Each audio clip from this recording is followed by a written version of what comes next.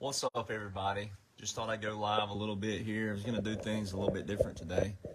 I was going to have a little fun here and do things backwards because I think sometimes when you learn backwards, it can be a lot more fun. So we're just going to have a little fun today and explain a little bit more, once again, why Joe Biden ain't your president. It's kind of funny to get a lot of feedback. It's cool. I get a lot of feedback from people.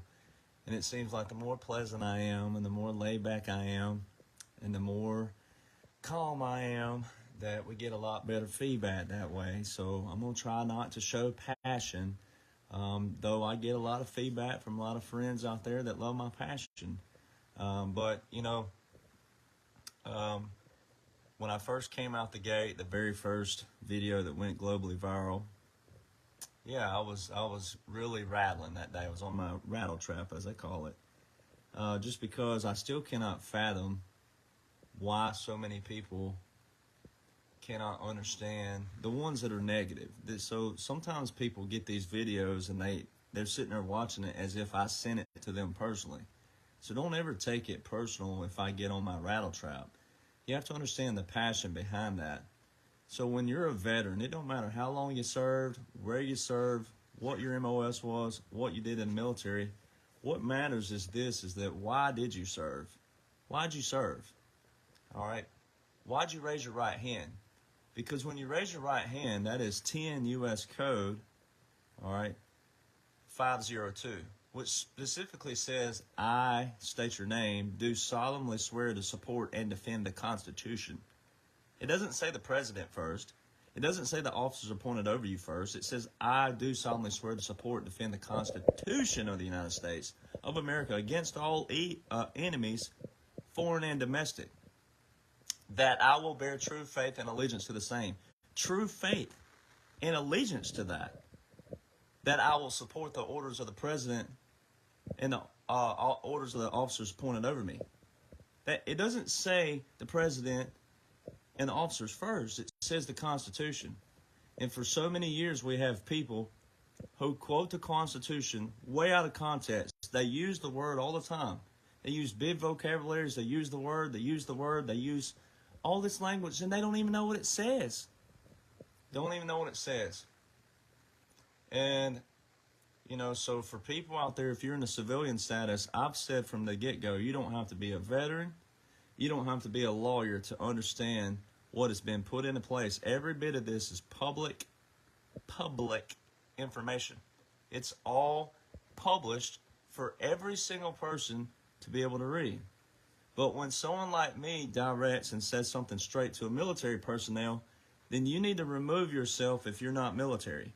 You need to remove yourself from that, because we have our own language we speak to each other. And when we have veterans, it's one thing. But when we have people claiming to be active duty and they don't know the very customs they're under, the very laws they're under, the very orders they're under, the very everything that they're under is different than civil law, we got a problem.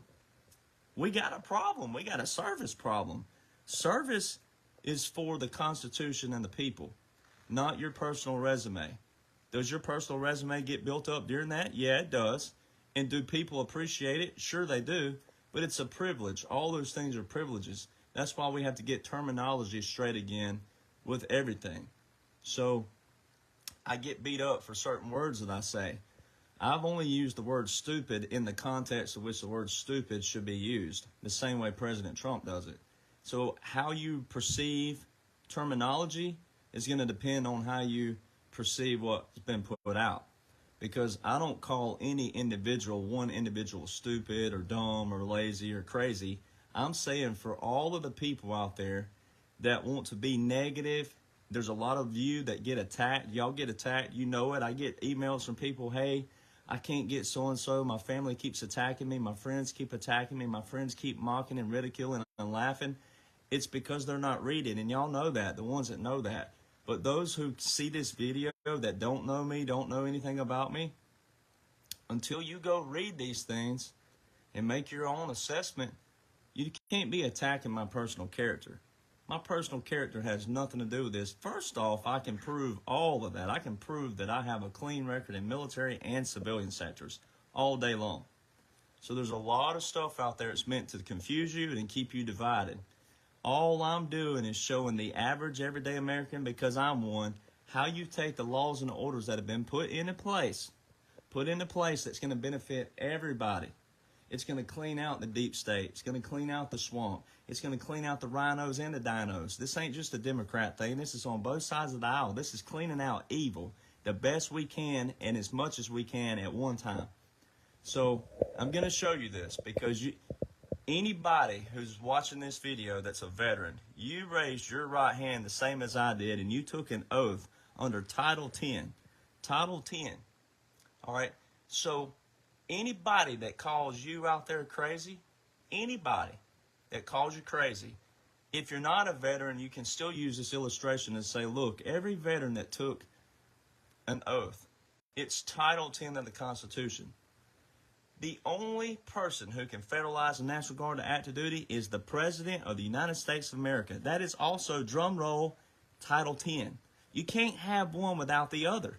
You can't believe in one without the other. It's the same thing with the Bible. If you're a Christian like I am and you go read the Bible says it's better not to know than to know and to deny.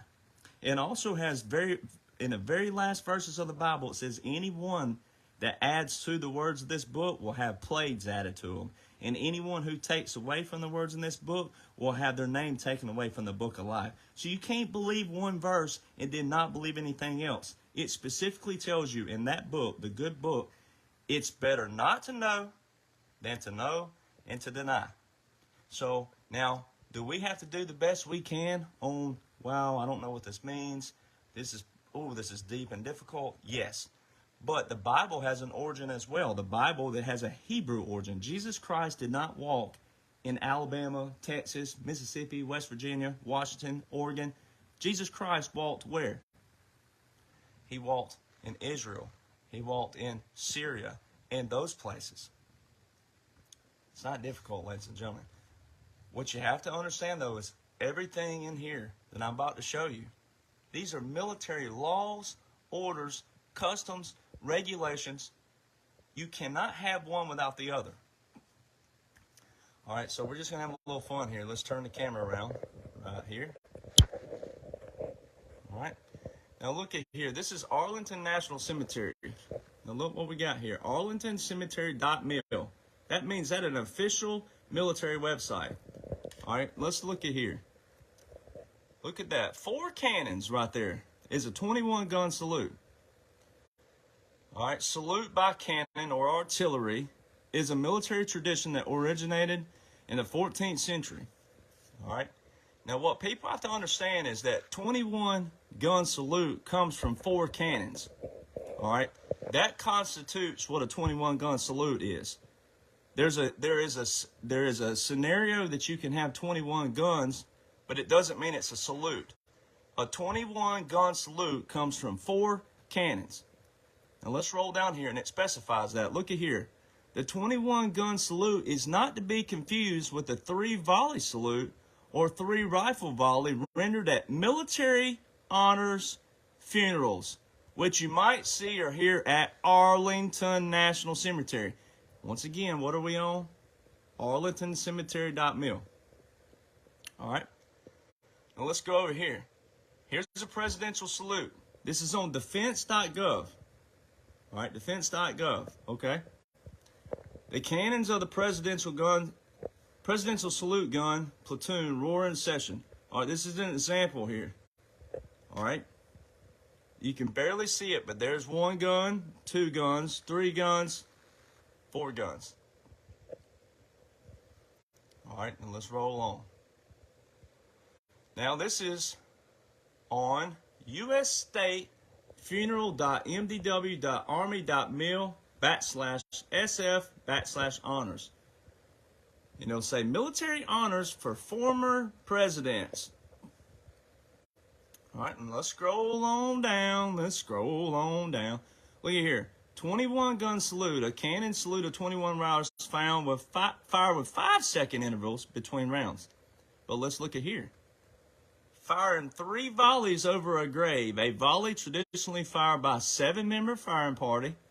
This practice originates in the custom of halting battles to remove the dead from the battlefield.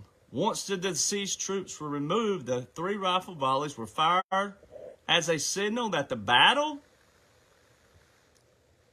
could resume. The fact that the firing party consists of 7 service members firing 3 volleys does not constitute a 21-gun salute. I'm not sure how much more you can read that right there. Does not constitute a 21-gun salute. Now let's go over here. This is Wikipedia. They actually are the only ones that have the list up. Number of guns, 21 guns. The President of the United States, former presidents, president-elects, foreign heads of states, heads of government, and reigning monarchs. Now remember, the number of guns does not mean a 21-gun salute. That just tells you the number of guns. 4 cannons in 21 guns is a 21-gun salute. All right, you can have 3 cannons with 21 guns, and that does not mean it's a 21-gun salute. And I'm going to show you. Now, this is a 21-gun salute. This is on President's Day. Stand by, fire. Gun 3, stand by, fire. 1, 2, buckle my shoe. 4. 1, 2, 3, 4. Gun 2, stand by, fire. Gun 2, stand by. 1, 2, 3, 4. Gun 3, 21-gun salute. All right, let's go on over here. Look at here. Uh-oh, presidential salute. Look at there. Presidential salute battery fires cannons for Trump. Oh, boy, let's watch this. There's 1 gun, 2 guns, 3 guns, 4 guns. Now let's go ahead and get on to the place where you see it from the other angle. Thought I had it over there, and it's going to take its little sweet time. Because it has to... Oh, look at there. 1 gun, 2 guns, 3 guns, 4 guns. 21-gun salute. Trump's inauguration 6 years ago. This is 2017. The 3rd Infantry Division. See that? 3rd Infantry Regiment. The Old Guard. Presidential Salute Battery.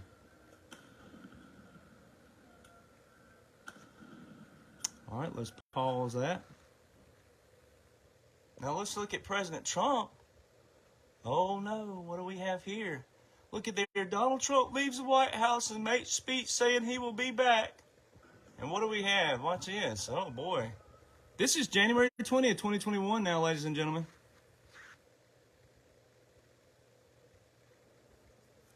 Watch old boss man. He about to come out in a minute. Watch him. Oh, there he is. There they go. They rendered their salute. What real Marine Corps do. There's the real boss man right there. Hail to the chief starting up. Please welcome the President and First Lady of the United States, Donald J. Trump.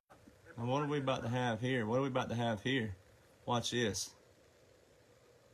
Oh, drum roll. Get that drum roll ready. Get that drum roll ready. Oh, there goes the cannons. There they go.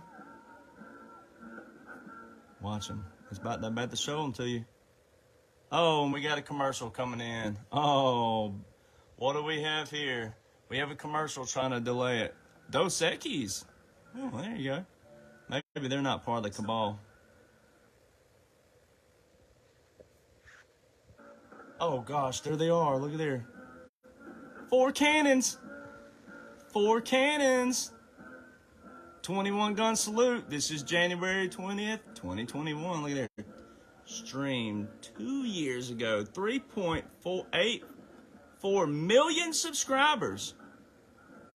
3.8 million saw this on that day and did not realize Donald John Trump received a full grade presidential inauguration service. Because here's Obama. You can't deny it. Look at here.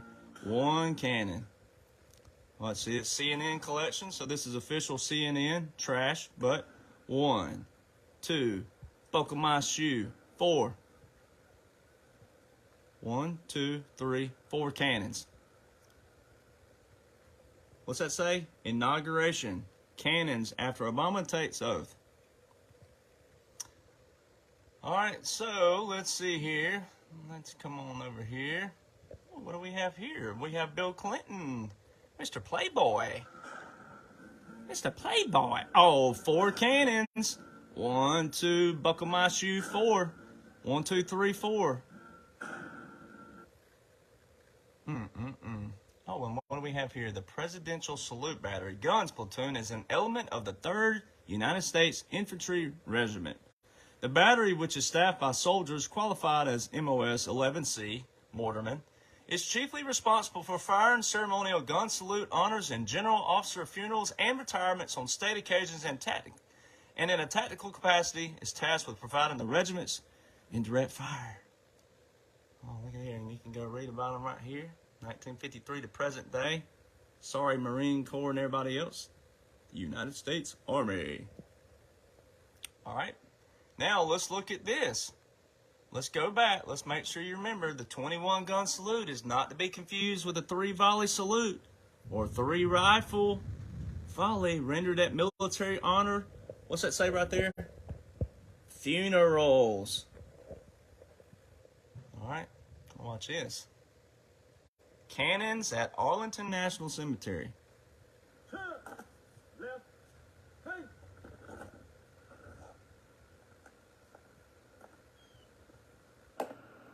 Forward. Mark left, left, left, right, left,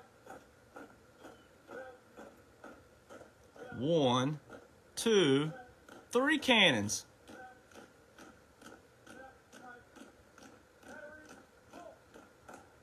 Look how they operate. Did you see that on January 20th, 2021? I don't think so. Not with old Joseph Robinette Biden Jr. I don't believe so. Look at there, 3 cannons. 1, 2, buckle my shoe.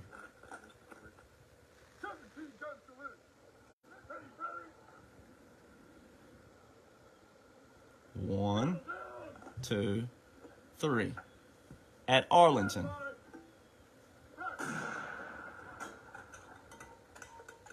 2 for firing, 1 for misfire. The 3rd gun only fires if 1 misfires.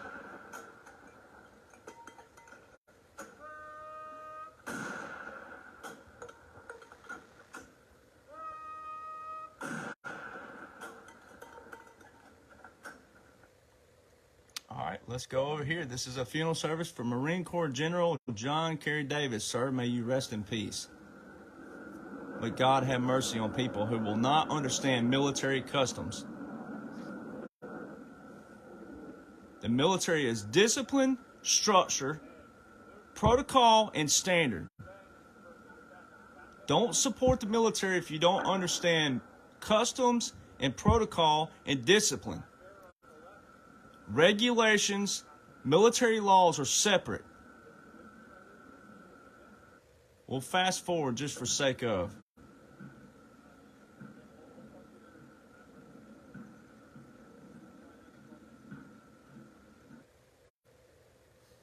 It's a pure disgrace that so many people just don't understand that. The ones that want to be negative. Look at how much attention to detail goes into this.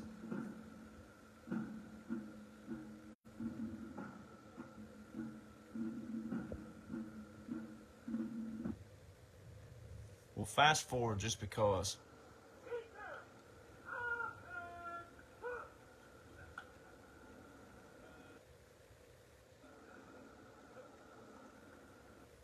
Let's fast forward. Look at the 3 cannons here. Military funeral. 1, 2, 3. We don't even have to hear it since the internet's being blotchy. Here's a 21 gun salute at Arlington in the same location that they showed Joseph Robinette Biden Jr. Same location. 1, 2, buckle my shoe. 1, 2, 3. Fired 1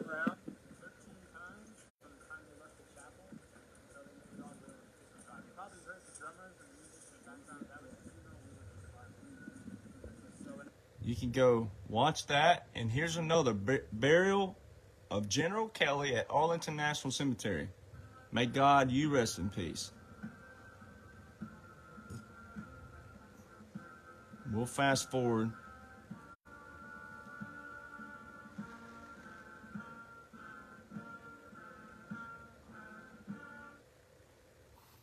Arlington National Cemetery.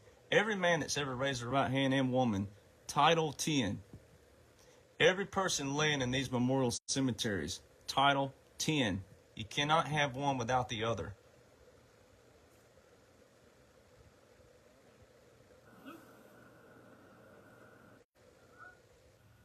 One, two, three.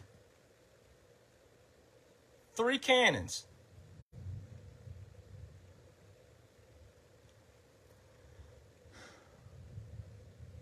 What do we have here?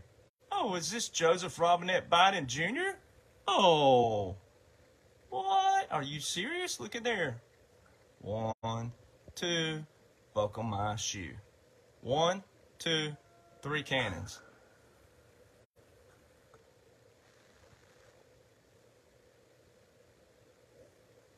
All right, 3 cannons. There you go.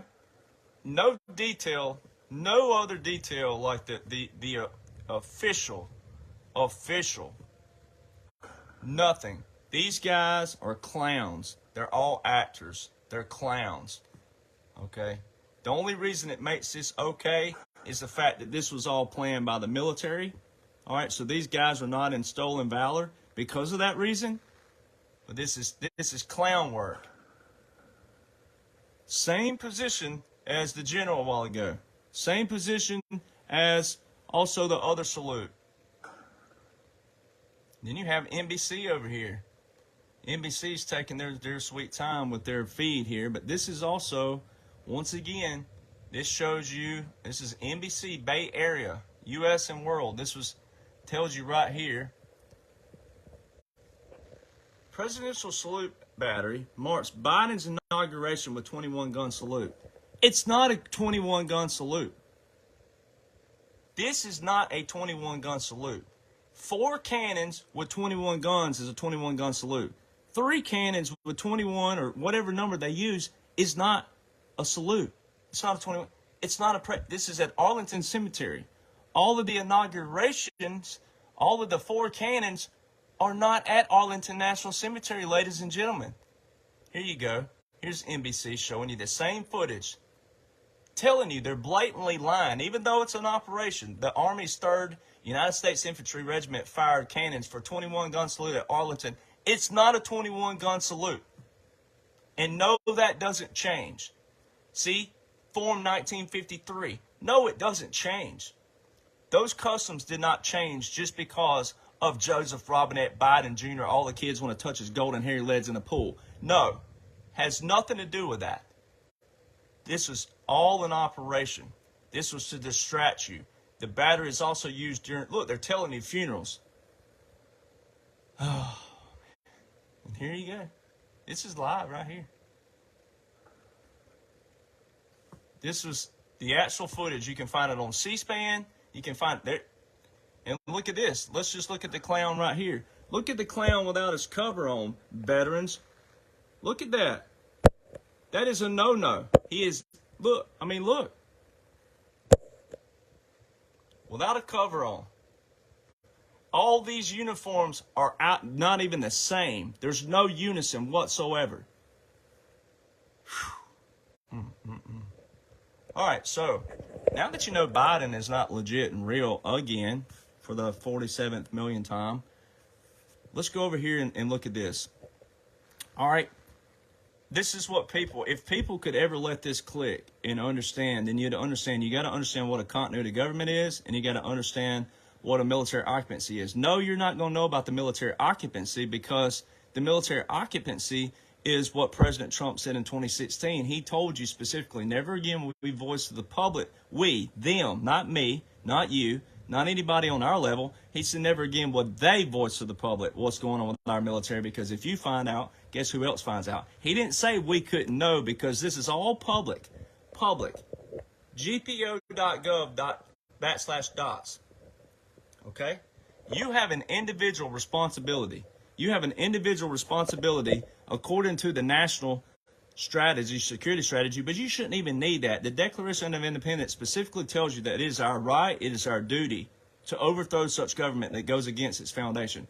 So when you go read this, U.S. Department of Homeland Security, Federal Emergency Management Agency, all right, how do you know to start right here? Let's do it like that. How do you know to start with that date? Well, it tells you. All right, it tells you. Scroll on down here. You got to read this bad boy, right? You got to go in there and read. Now look at this right here. I want to show something else.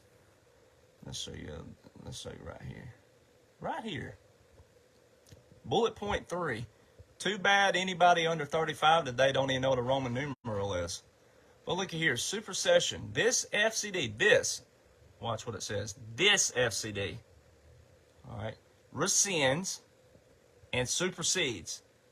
That means null and void, and use this one. FCD 1-1, which was Federal Executive Branch Continuity Program and Requirements, February 2012. That means that one right there is null and void. That means to come right back up here, and there's your starting point. Then when you go read this thing, all right, this is just your outline. But look at that word right there. Look at that right there. Look at that bad boy. Ooh, ooh, ooh, ooh. Shadow government is what that means. That means that the military is going, like, they're causing a distraction on the front end with you, and they're going in the back door, and they're cleaning everything out without creating panic in the streets and fights, etc., etc., etc. That's what that means. And there's a lot of good guys out there that break that down in great detail. All right, a lot of them. Reconstitution, no one's really hitting on that a whole lot yet, and we'll start hitting on that soon. But these two are your main keys. But this is your outline FCD, all right? And it talks about right here, in accordance with PPD-40, which is a presidential policy directive, all right? A presidential policy directive. And it talks about the National Essential Functions, NEFs. And if you have trouble, you just do Control F. Watch this. Control F. And it breaks down this little bar right here. And you just go up here and you type in whatever you want. NEF. Even though I know where they are. But National Essential Functions. All right. I'm sorry this is a bouncy today, but we're having to do this because I want to be able to zoom in for you. All right. So, NEFs, National Essential Functions. Continuity of government. This is telling you that all three branches of government are under a continuity government. That means Congress, the courts, and the executive branch, they know what's going on. Everybody knows what's going on. All the way from your county seat, all the way to the Supreme Court. They're under a continuity of government. Because this thing tells you, now we ain't going to sit here and read this whole thing. It's 64 pages long. You know, sorry if that's making you dizzy, but you got to go read that. I mean, it would take me one session alone to break it down, and I'll start doing that here soon because people are loving that. But there's your essential functions right there, ironically. Sustainment of the NEFs in all hazards environments requires federal organizations to identify MEFs and PMEFs and establish programs to ensure continuity of those functions throughout or resume them rapidly during a disruption or normal operations. All right, so let me close out some of these where we can have some operate room here. All right, now that you've seen all those. All right, that way I can click on these a lot more efficiently. So now, let's go to FCD2. So, how do you know that this is being implemented? All pun intended, the first one was 3 days before. Let's scroll back up. This is 3 days before Donald Trump took office. 3 days before. And on January 20th, 2017, you had the two military officers standing behind him, military intelligence, Judge Advocate General. And then he delivered this amazing speech that they're removing the power from Washington, D.C. back to the people. And a lot of people thought that was just a big old rah-rah speech. Well, it wasn't. Here's how you know it's continuity in a different kind of way, all pun intended. June 13th, this is roughly, give or take, 5 months and some change after Donald John Trump was elected. All right? So then you come down here and guess what it says? It also tells you this. Look at there. Bullet point 3, again. This FCD rescinds and supersedes FCD-2, Federal Executive Branch Mission Essential Function, and Primary Mission Essential Function Identification and Submission Process, dated July 2013. So guess what that means? For FCD2, you start with this date. All right? Then, guess what else happened? Roll. Look at there. Look what happened. There's 5 that are up under these 2. These 2 here are your canopies. This is canopy 1, and this is canopy 2. There's 5 that are up under these. February 2018, May 2020, January 2021, July 2021, and the most recent, this bad boy right here. All right? Now look what it says. If you think Biden's president, after seeing that he received a funeral, pretty bad, hit Control F and do 13961. Look at that. It says Executive Order 13961, Governance and Integration of Federal Mission Resilience, December the 7th, 2020, under authorities in the Homeland Security, all right, public law. And look at this, consistent with Executive Order 13961 and the Federal Mission Resilience Strategy, the D and the A, that right there. Let me get this off of here. Agencies should consider FMRS principles during reconstitution planning and operations to include all these different things. All right, you can read those. Now let's go look at the Federal Mission Resilience Strategy. Donald John Trump. The Federal Mission Resilience Strategy is a document that builds upon continuity policy and accelerates the evolution of our federal government to become more resilient against all threats and conditions through an enduring structure of distributed risk and capability.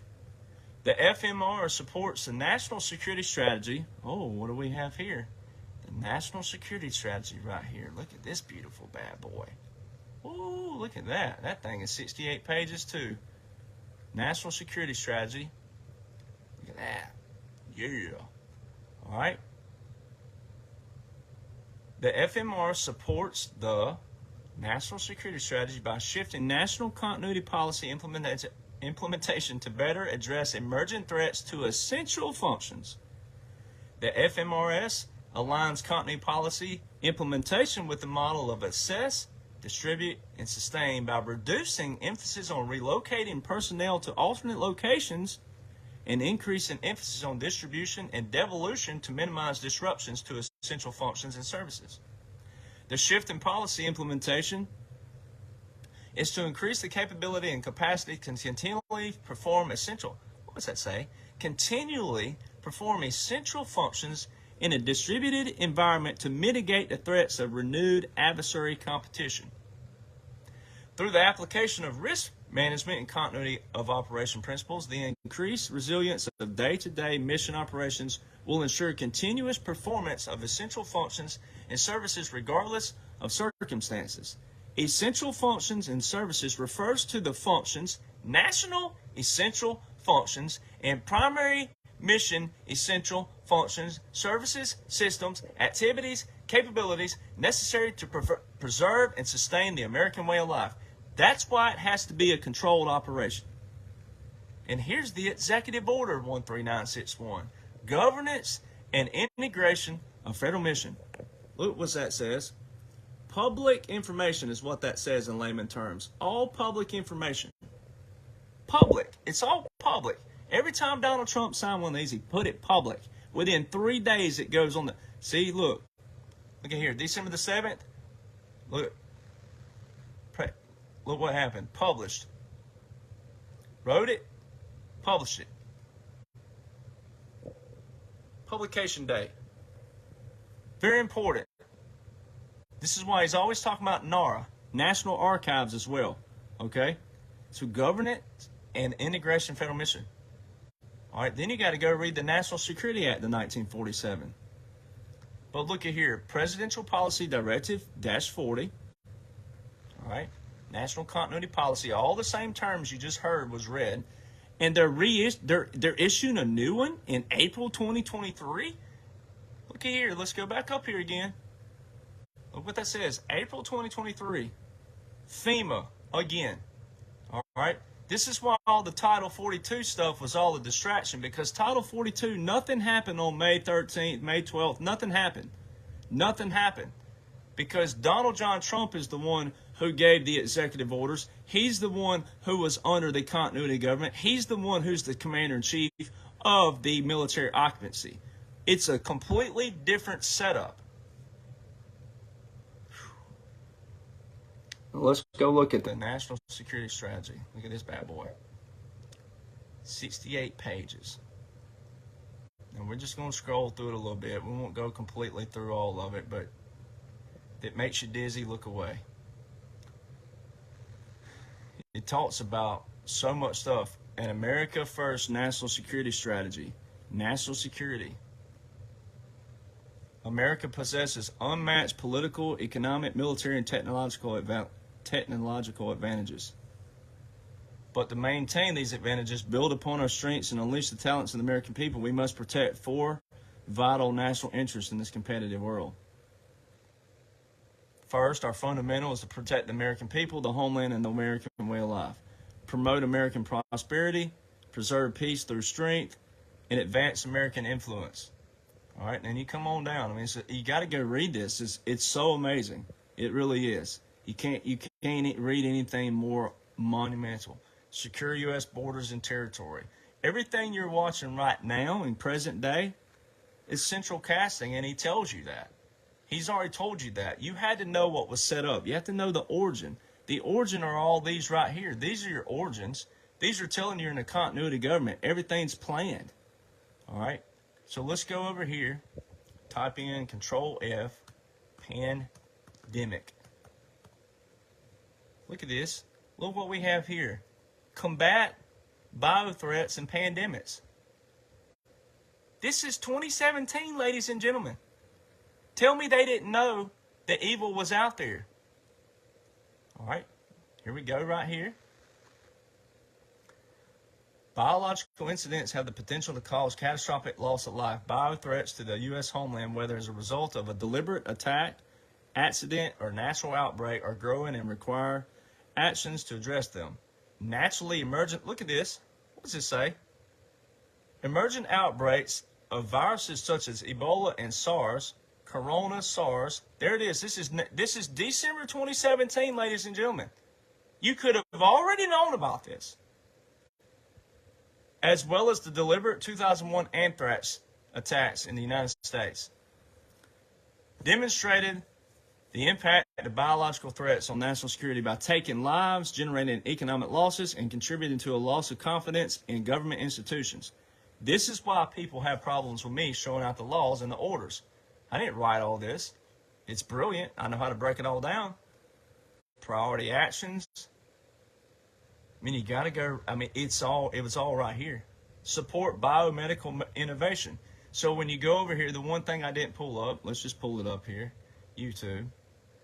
Let's just pull up YouTube and go to Trump.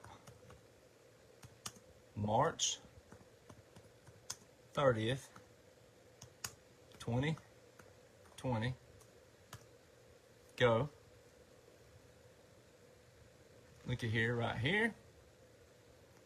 This one right here, you can look at that. He tells you that they delivered on March the 30th now, he's telling you. The world didn't know about coronavirus. The world didn't know about coronavirus until the very first... We'll let this call before I keep talking. The world didn't know about coronavirus until the first announcement on February the 4th, 2020. which was the State of the Union address. So on March 30th, you got to take yourself back to that. You can't look at everything from a 2023 perspective. You got to go back and remember where we were. We didn't know about the coronavirus completely then, except reading it right here, if you knew that. But you didn't know great details. The same modeling also shows that by very vigorously following these guidelines, we could save more than 1 million American lives. Think of that, 1 million American lives. Our future is in our own hands, and the choices and sacrifices. Well, the internet's being crazy, but you can go watch his speech right here, and he tells you specifically that the U.S. government and hospitals were given 36 million doses of hydroxychloroquine, 1 million doses of chloroquine. So I don't want to hear some nonsense from Americans out there saying he endorsed a jab. You got to go back to the origins and understand what was going on at the time, understand all these federal continuity directives and this national defense strategy right here, this thing right here, the national security strategy. All of this right here tells you what was going on. And there was a movement taking place. There's an operation taking place, because when the federal government is under a continuity government, there's only one power left. That's the military. The military is a separate law. It's a separate way of life. It's a separate regulation. It has separate everything. And guess who defined that? Oh, wait till I get there. Oh boy, wait till I get there. So you have to understand what was going on. He told you March the 30th, 2020, what to take. Johnson & Johnson, Moderna, Pfizer, all these people who went against that order right here and the laws that were put into place, they will all be charged with crimes against humanity. They will all be charged with treason and fraud, depending on the level of their actions. Okay? You have to remember your origin. Always, ladies and gentlemen. The origin of everything matters. That's why he went to a military installation. He's a billionaire. He could have gone anywhere. He went to a military installation for his treatment. All right? You have to pay attention to the origin. You cannot pick this up 3 years down the road and expect to know what's going on if you didn't know this right here. This very thing, this doctor right here, this doctor right there, that guy right there, he talks about that. He talks about the hydroxychloroquine, and he talks about chloroquine. All right?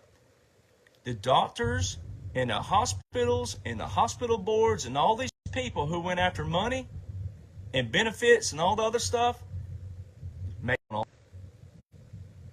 I'm going to exit out of some of these because I need some room to operate here.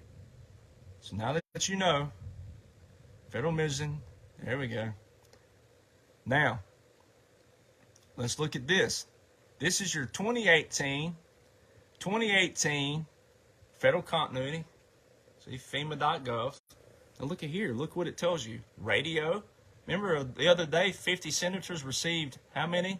50 ham radios, satellite radios. Look at here. Look what this is. This is the.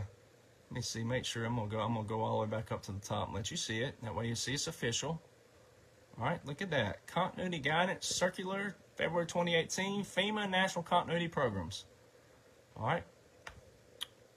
Bingo. Page 30. Let's go back down. Radio.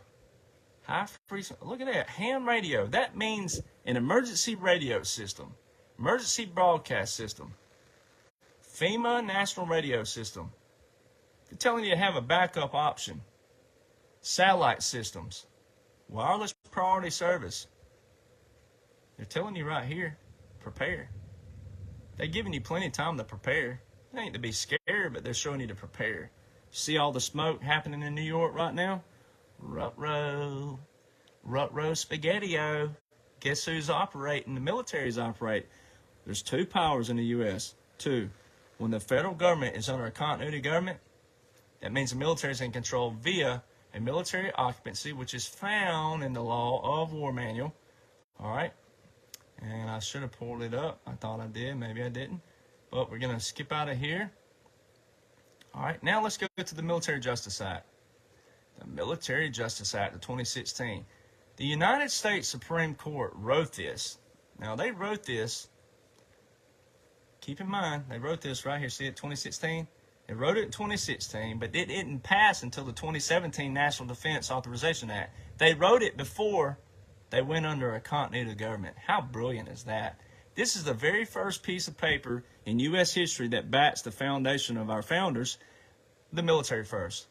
So let's just read this. Introduction. A number of concerns relating to military justice led to Congress to enact the Military Justice Act of 2016. Compromising sweeping changes to the Uniform Code of Military Justice, which is military law. Uniform Code of Military Justice provides the basic framework for the military justice system and defines offenses subject to trial by court-martial. Proponents of reform have for decades advocated changes relating to military jurisdiction, pre-trial, trial, and post-trial process, overcharging court-martial panel selection, and appellate review. A perennial concern has been the perception of a lack of complete judicial independence as well as commanders' control over courts-martial, in part by choosing which charges to prefer against whom and by exercising post-trial clemency. One major concern has been the handling of sexual assault cases as well as domestic and intimate partner violence in the military. In part due to these concerns, and because the Department of Defense, the DoD, had not undertaken a comprehensive review of the military justice system since enactment of the UCMJ in 1950. Listen to that. Listen to what that just said. The DoD has not undertaken a comprehensive review of our military courts, our military justice system, since the enactment of the UCMJ in 1950. Wow. The Secretary of Defense, on the recommendation of the Chairman of the Joint Chief of Staff, directed the DoD General Counsel to conduct a holistic review of the Uniform Code of Military Justice and issue recommendations. The result was the establishment of the Military Justice Review Group, the MRG, which issued its final report December 2015. The MGA followed a year later. One noted scholar of military law described the UCMJ overhaul as accomplishing the following broad goals. First, the amendments expand and solidify the role of military judges in the military justice system. Ooh, who was that behind Donald John Trump, January 20, 2017? That headband, judge, advocate, general. What's it say? The amendments expand and solidify the role of military judges, judge, advocate, generals, in the American military justice system. Although commanders continue to play a critical role in the military justice, military judges will not only be able to address issues raised before charges are referred to a court-martial, but will have also the final say in the disposition of the court-martial by issuing the judgment in a case after the convening authority completes his or her limited review of the court-martial. Second, the changes demonstrate the continuing view that the military justice system should more closely parallel the federal criminal justice model. Throughout, it is clear that new procedures and even terminology mirror federal practice. And third, Congress completely reorganized the punitive articles, amended a significant number of those articles, and migrated a large number of offenses from coverage under Article 134 to new punitive articles. Collectively, these changes and others signal an extreme makeover of the American military justice. And what did that say right here? Who did this? Congress did it. All right. Now, let's close that out. All right, look at the top of it now. Let's go to the actual front page of it. Military courts. Now look at this. The Supreme Court has called military justice a system of justice separate. Get that key word there. Separate from its jurisprudence in the civilian courts. This is the military right here. This is United States Supreme Court now, separating military law from civil. It's plain and simple. All right. Now let's say this. This is even, you talking about roast. The Constitution specifically exempts military members accused of a crime from the Fifth Amendment to the grand jury indictment, from which the Supreme Court has inferred there is no right to a civil jury and courts martial. Boy, you talking about smoke. That is smoke right there. All right, let's see. There's something else I was going to show you on here. This one right here. The military due process. Watch this. The U.S. Constitution imposes on the government a system of restraints to provide that no unfair law is enforced and that no law is enforced unfairly. What is fundamentally fair in a given situation depends in part on the objectives of a given system of law weighed alongside the possible infringement of individual liberties that the system might impose. In the criminal law system, some basic objections are to discover the truth in order to punish the guilty proportionately with their crimes, acquit the innocent without unnecessary delay or expense, and prevent and deter further crime, thereby providing for public order. Military justice shares these objections in part. That means that they're not completely on board. But also serves to enhance discipline throughout the armed forces, serving overall objective of providing an effective national defense. The Fifth Amendment to the Constitution provides that no person shall be deprived of life, liberty, and without due process of law. Due process includes the right to notice and the opportunity to be heard whenever the government places any of these fundamental liberties at stake. In the civilian setting, the exact process that is due is determined by balancing of interests affected, the risk of erroneous deprivation of such an interest, and the probative value of additional procedural rights. However, look at that word, however, the Supreme Court has held that this balancing test does not apply in the context of military justice. Ruh-roh. Rather, the military justice system falls under the Middendorf versus Henry. Uh-oh, boy, I'd be shaking in my boots right now if I had any kind of charges. Which calls for a test of whether factors favoring a particular right are so extraordinarily weighty as to overcome the balance struck by Congress. Perhaps because of this difference, military courts often use the term military due process. Spaghetti-o, to describe the rights to which the accused as a court-martial is entitled. The Constitution contains other explicit rights applicable to various stages of criminal prosecution. Criminal proceedings provide both the opportunity to contest guilt and challenge the government's conduct that may have violated the rights of the accused. The system procedural rules used to conduct a criminal hearing serves as a safeguard against violations of constitutional rights that take place outside the courtroom. The differences in procedural matters between the military justice system and the civilian court system have frequently given rise to debate. So see, all that right there is telling you that in criminal court or in a civilian court, see, it tells you right here, it says right here, there may be a flaw with the system, right? So it's a lot different, right? But it's going to specify something. The Supreme Court has called the military justice system a justice separate from jurisprudence, right? So it told you that. This is what I read a while ago, right? So it's different. It's completely different. You cannot, it's telling you right here, it tells you cannot plead the fifth and there's no right to a grand jury. It's basically off the judgment of the judge, the military judge. Now let's look at this. This is what I've been using in my other videos. This act did three things. It separated military law from civil law. It separated the commander-in-chief from president, and it separated the Article 2 of the Constitution, which is the commander-in-chief, from Article 3 of the Constitution, which is the federal government. All right? And here's how. It says it right here. The Constitution, to provide for the common defense, gives Congress the power to raise, support, and regulate the armed forces, but makes the president commander-in-chief of the armed forces. Article 3, which governs the federal judiciary, does not give it any explicit role from the military. And the Supreme Court has taken the view that Congress's power to, quote, unquote, to make rules for the government and regulation of the land and naval forces is entirely separate from Article 3.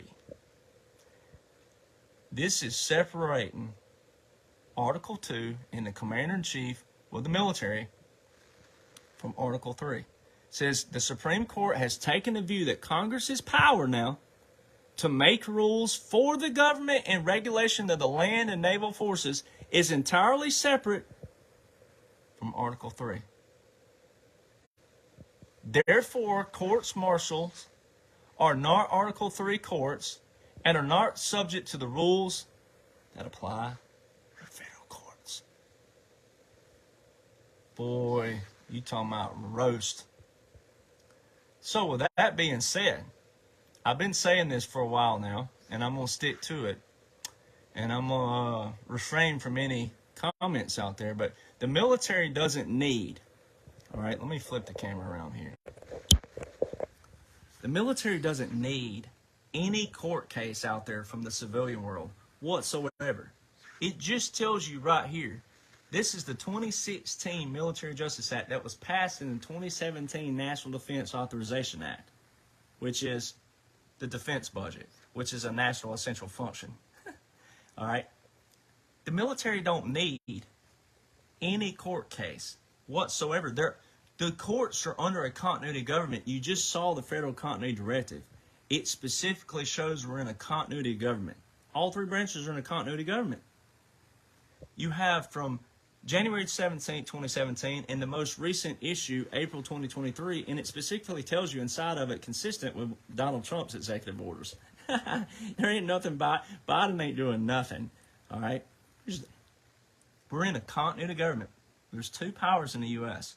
When the federal government's in a continuity government, that means the Constitution is paused, and the military is in control via military occupancy, which is found in the Law of War Manual. All right, there's multiple things we could go over with that. We'll do that some other time. I've already done it, but this is different. All right, so I've been hammered for doing this, but look, if you're going to stand for something, you know that old country song, you got to stand for something or you'll fall for anything. Remember that? Well, I can't be talking about laws and orders and laws and orders and laws and orders that support the Constitution if I don't talk about the same laws and orders I'm sitting here showing you and show you. The military is not sitting around waiting on some court case to go, they finally, they rejected it for the 18th millionth time. It's time for the military's about to strike. That ain't how the military works, ladies and gentlemen. The military went in control January 20th, 2017. These all show you. That federal continuity directive, January 17, 2017, 3 days before Donald John Trump took office, that tells you right there what was going on. All right? So that showed you right there. When he took office, we're in a continuity government. And April 2023 says we're still in the continuity government. All right? The military is in control via military occupancy. Just because you can't identify it with your eyes, not yet, not knocking you, just because you haven't identified it, don't worry. That's what military personnel who know the laws and know the orders and know the regulations and know the customs can do for you. The National Guard does not operate out of their states every single day. The National Guard are just what they're called. All right, they are under the governor's control for state emergencies only. The only person who can federalize them to active duty is the President of the United States. That's 10 U.S. Code 12406. All right, so Donald John Trump's the only one who's done that. He's the only one who's done it, and that order is still live and active, and I'm going to show it to you in a minute. But for right now, there's this case that's been floating around out there. We have to do everything by law and order. Donald John Trump did everything by law and order. He went through the regular processes. For those out there who weren't paying attention to what you and I are paying attention to, he did things by law and order because you have to. You can't look like a dictator because he's not one. He did everything by law and order. There's a statute of limitations, ladies and gentlemen. The statute of limitations after November the 3rd, 2020, which is a presidential election, was December the 14th, 2020. So even though the courts are under a continuity government and none of that matters, but for the sake of when we get out from under military occupancy, when all this is cleaned out and we're back to normal again, we have statute of limitations. You can't just get 13 years down the road and say, oh, well, that presidential election way back then, they cheated me for that, No, there's a statute of limitations, ladies and gentlemen. So there's a court case out there that a lot of people have been sending letters to. One, because you thought it was going to put Donald John Trump back in office. No, don't think like that. We already have when and where and how we vote. The statute of 1845 already shows when and where and how we vote. We have procedures and things we have to go through. All right, we have to have a structure. We have to have a foundation. All right, we have to. All right, so January the 6th was not Trump versus Biden. January the 6th is a day that's set aside for voting. The Electoral College counts. All right, that's what January 6th was. All right, this just so happens this one was monumental because it was all part of a staged operation. All right, Executive Order 13848 proves that. I just did a 7-minute breakdown of that. So we won't go over that completely right now. But Executive Order 13848 laid that premise. So when you look at 2021, January 6, 2021, if you knew all this right here, you would be calm, cool, and like a cucumber like we are, the ones that know what's going on, because it's all been part of a plan. All right, but there's no court case out there that was going to put Donald Trump back in office because the continuity of government shows you all the courts are under a cog. All right? They know what's going on. They already know they're playing a part of a role. They're playing a part of an operation. All right, it had to be a controlled operation because there's so much stuff that they're going after, that they're cleaning out. All right, the military don't need a court case, and the Military Justice Act shows you that because it tells you specifically right there, you just read it, that military law is separate from civil law. Military don't need civil law to go act. All right, so that's a lazy way of thinking, and I'm not calling you that's watching lazy, but whoever thinks like that, that's a lazy way of thinking that some court case was going to put Donald Trump back in office. Not when there's continuity directives showing you what's going on in the military occupancy and a law of war manual. And when you understand military, when you know that the National Guard have been out of their state jurisdictions and United States jurisdictions every single day since the order was given, all right, that's not how the National Guard operates.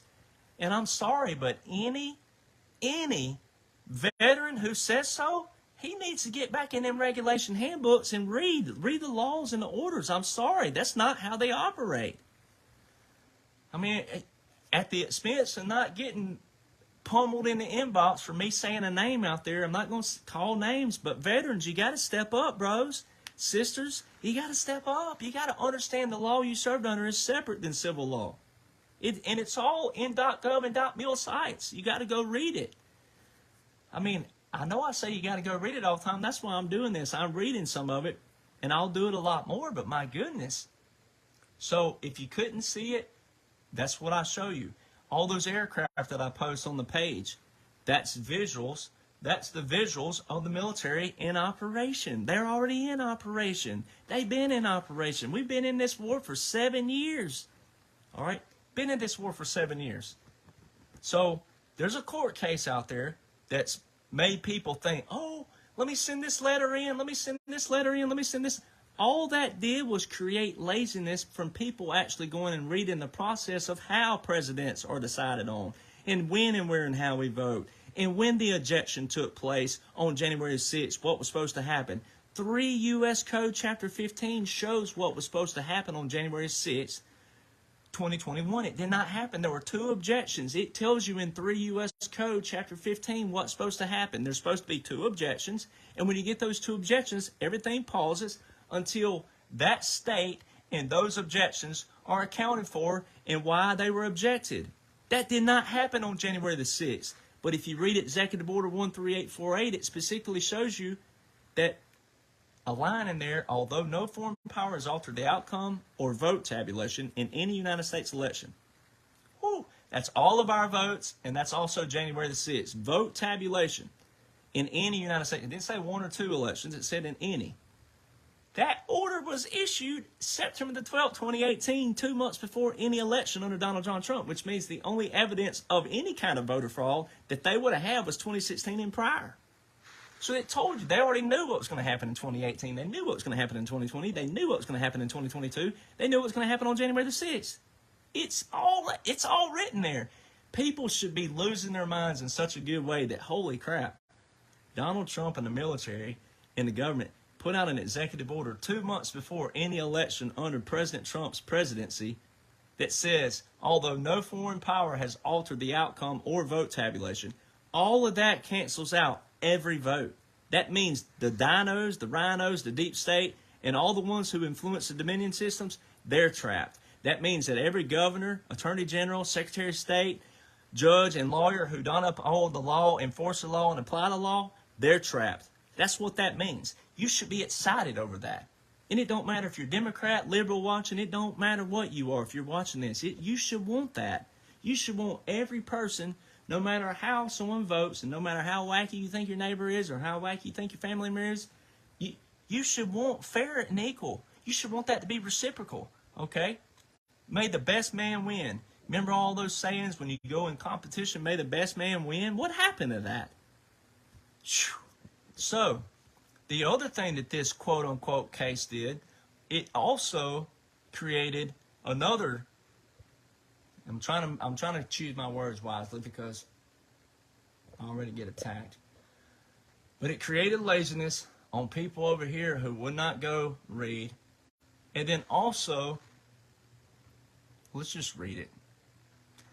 I'm going to read it again. I'm going to choose my words wisely. So it created the laziness with the people out there. But then it also made the people think someone put out there, I don't know who it was, it's not the point, but these people started this rumor on these podcasts. And seeing Donald Trump talks about this, December the 15th, which was the Bill of Rights anniversary, he spoke about a digital Bill of Rights because you have so many people and their mama out on the internet world. They're telling you all the dates. They're predicting dates. They're telling you they're getting intel from the military. They're telling you they're getting intel from their people. Ain't nobody getting nothing from nobody.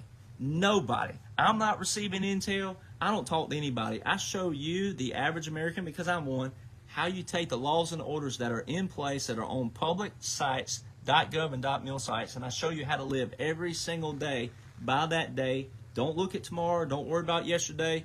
Understand what happened yesterday. But I show that. And you have so many people out there that are still trying to divide you and keep you deceived and deceptive and to lie to you and misconstrue things and do all these things. They attack me. I'm getting the same attacks that President Trump gets from all kinds of people when all I'm doing is showing you what's in laws and orders. It's like me taking the book To Kill a Mockingbird and reading it and getting hammered for reading what Harper Lee wrote when it's all right here and it's brilliant and it helps everybody. All right? It's amazing. So December the 15th, President Trump talks about this. And then all these podcasters go out there and they tell all the people that, oh, this court case is what the military needs to move in. The military's already moved in. The federal government, when they're in a continuity government, we're under a military occupancy. But you have to listen to Donald Trump. I only trust Donald Trump because he trusts in God. He became a Christian. I just became a Christian in November 2021. I tell everybody, don't put your faith in Derek Johnson. Put your faith in God, put your faith in His Word, and put your faith in those who are doing His work, because everybody who does His work are reading His Word, and we're also reading what was put through the laws and orders that back the Constitution, that support the Bible, okay? That's who you put your faith in. You don't put your faith in any one person. You don't put your faith in a platform. You don't put your faith in a person. You put your faith in God. Okay? He's the only one that gives us natural rights and natural sovereignty. He's the one that does that. I don't do that. I will protect you. I'm the very one that'll protect everybody, no matter what you believe out there. You would want the one that supports God and the military that way to support you. But too many people are putting so much faith in the people who are false prophets, and they talk all the key words. They have a big vocabulary, and all they do is lead you right on to the Kool-Aid. And there's history that shows Waco and Jonestown. Why do you think we have the quote, drink the Kool-Aid? Why do you think we have that? We have that because so many people have been lied to and deceived by false prophets because they speak such a big vocabulary, and they take the same words, they take the same terminology that are in these papers, but they ain't showing it to you. They're not showing. Here's a receipt of it. Here it is right here. They're not showing it to you. All right? They want you to pay all these big subscriptions, and they want you to do all those things, but they're not giving you receipts of it. I mean, where are we today? All right? And this case that's out there did that, and it had optional add $1. How many people carry $1 around? How many people just $1? They don't. And I know for a fact that these people received over 100,000 letters. If you just put an average of $10 in there, what is 10 times 100,000? $1 million. All right. On a court case that the federal continuity directives already show you has no standing, because all these things that I have shown you shows that case has no standing. And it's 2.5 years past the statute of limitations no matter what anyways. And all these people are losing their 401ks, putting up their hard-earned savings, all because they think there's some miracle shot that's going to put Donald John Trump back in the White House. That's not how law and order works. We have to have a foundation, and I want the man back in there no matter what, right? Because I see the fruits of his labor. I see what he's done. He provides receipts. All I'm doing is taking the receipts and showing them to you all in one package like I've done from day one since I fired onto the scene. All right, I didn't write it. I didn't pass it. I can interpret it because I use this right here. All right, and you can too. Anybody, it's all public information. But the fruits of his labor are here. All right, and he's going to be back in. But this had to be a massive clean out for a reason. Every single person has to understand your individual responsibility. Every single person has to get off their rear end in some capacity and get involved and understand how our government works and understand what works for us and what doesn't. And we have to instill integrity and accountability and responsibility again in all these systems, which is what these federal continuity directives even talk about. It talks about these things. It talks about the implementation of such. So I don't guess anybody's going to cover it because they keep losing their rear ends out there. So I'm going to show everybody. I'm not going to pull up the original one, but just there was a court case that even some of the big conservative platforms, the news conservatives out there, they took it and ran with it, all right, and probably received more and more letters, all right. I'm trying to show you that if you want to support somebody, whatever, that's your business. If you want to put $100,000 in these people's pockets, whatever, that's your business. But if you really want to know by laws and orders how to just live every single day, simplicity, and if you want that, then you ought to be supporting people who show you the receipts of that. All right, because right here, I have not seen anywhere on Telegram. No one's talked about it because everybody's sore. Everybody's sore right now because, once again, it ain't about me being right. So I'm going to refrain from doing that. But once again, I went on the record a long time ago and I said I will not go on any show or any podcast or anything like that that supports anything that is showing you false information or that's misleading the American people. I'm not going to do it. It's all in writing, what's taking place. It's all straight from .gov.mil sites. I'm not going to support it. And I have not gone back on certain shows, and I'm not going to. Just because you lost me as a friend doesn't mean you gained me as an enemy. Whoever would have thought a cowboy would quote Tupac, a rap singer. But just because you lost me as a friend doesn't mean you gained me as an enemy. I still want to see you eat, but not at my table. So keep that in mind. God put me here, I didn't. But if you're going to stand for something, you got to stand for everything. And I'm a law and order guy that supports the Constitution. I'm not a law and order guy that goes against the Constitution. But this court case, nobody's talking about it. The old podcasters, because they're tucking their tails right now, they have pushed this thing and pushed this thing and pushed this thing, and they're embarrassed because of you. They're embarrassed because you, the people who didn't know maybe to find me, or maybe however it was, if you're watching for the first time, you've never heard of me, they're embarrassed because what? People have lost a lot of money off of this. All right, so let's flip it back around. Well, before I do it, I'm not going to talk about the case. So you'll get it. You'll get the picture when you see it right here.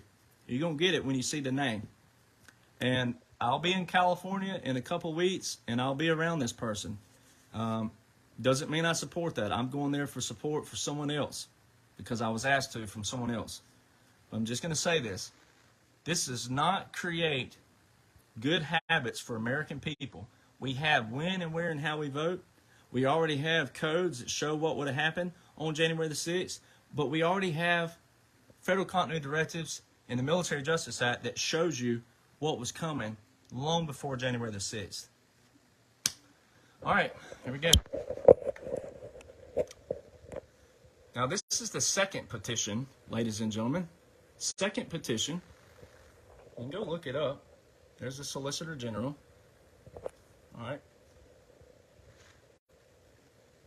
There's your date. This is the second petition. And let's just read this right here. The government hereby waives its right to file a response to the petition in this case, unless requested to do so by the court. This is the government now. This is her, Solicitor General. All right, and just for the sake of it, because I already know what that means, I texted a friend of mine, an attorney. I said, I already know what this means, but I want it in writing from an attorney, big attorney in Tennessee. What does this mean? What was funny is she actually responded and said, it looks fake. So that's even more funnier. It said it looks fake because you're supposed to sign off a certain way, and they didn't sign off a certain way on here, which means the courts are under a continuity government, right? And this person over here, the Solicitor General, is under a certain, right, authority of what she's supposed to do for these cases. All right, but it's not fake. And I'm about to show you why. All right, you see it right here again. The government. I'm not doing anything with it. Look, I'm not doing anything with it. Bingo! Spaghetti-o. Look at that.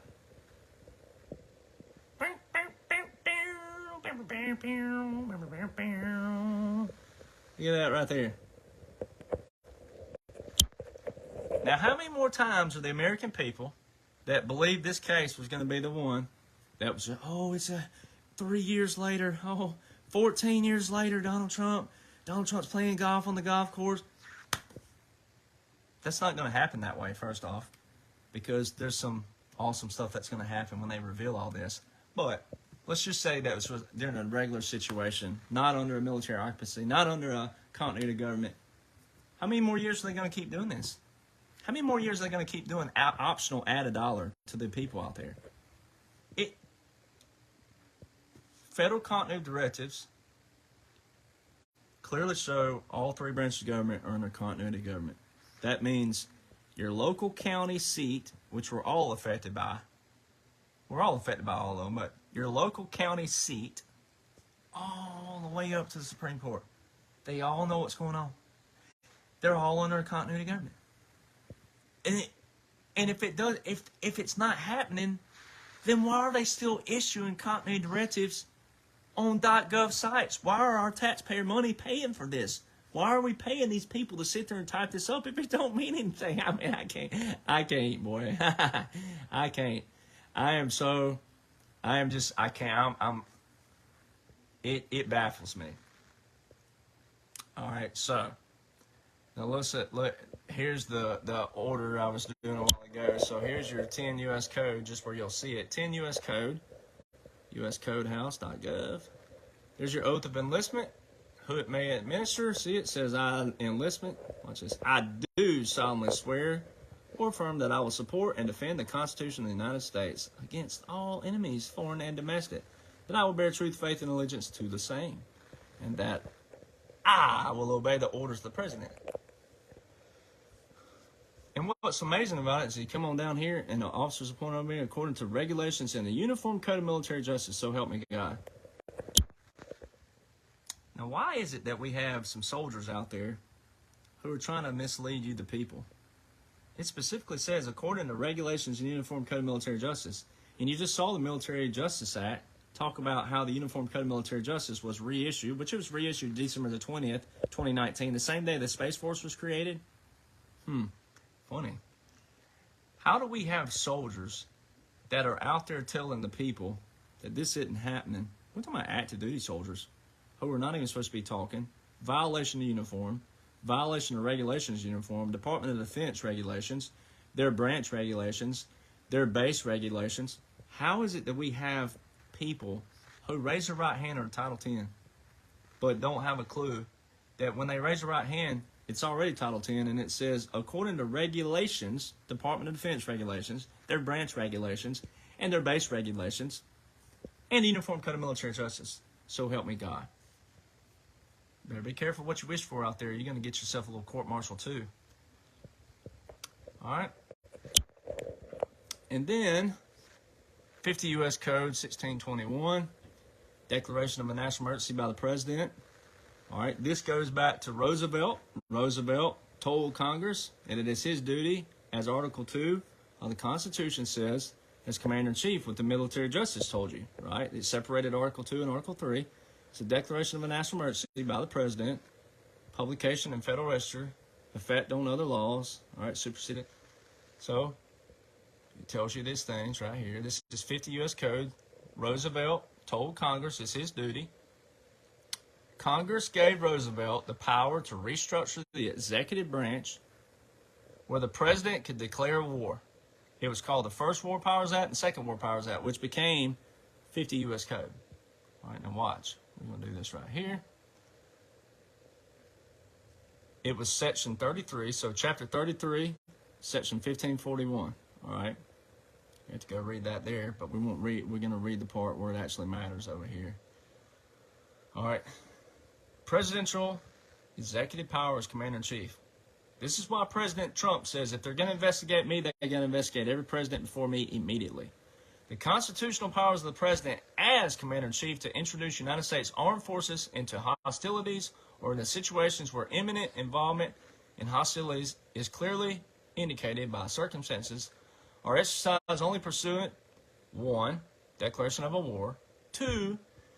Specific statutory authorization, or 3. A national emergency created by an attack upon the United States, its territories or possessions, or its armed forces. All right, now let's look at something. Donald John Trump declared a national emergency concerning the COVID outbreak. This is a proclamation now. It's called a proclamation. Proclamation 99994. I may have said too many nines, but you get the point. All right. In December 2019, a novel coronavirus known as SARS-CoV-2, the virus, was first detected in Wuhan. All right. And he goes, I hereby declare a national emergency to deal with this threat, whatnot. Okay. So you got to go read all that, yada, yada, yada. Okay. It's a proclamation. All right. And here it is on TrumpWhiteHouse.archives, right? So you can go look there. So these are Federal Register. We'll go back to the other one real fast. I'll get that up here. Federal Register, Trump Archives.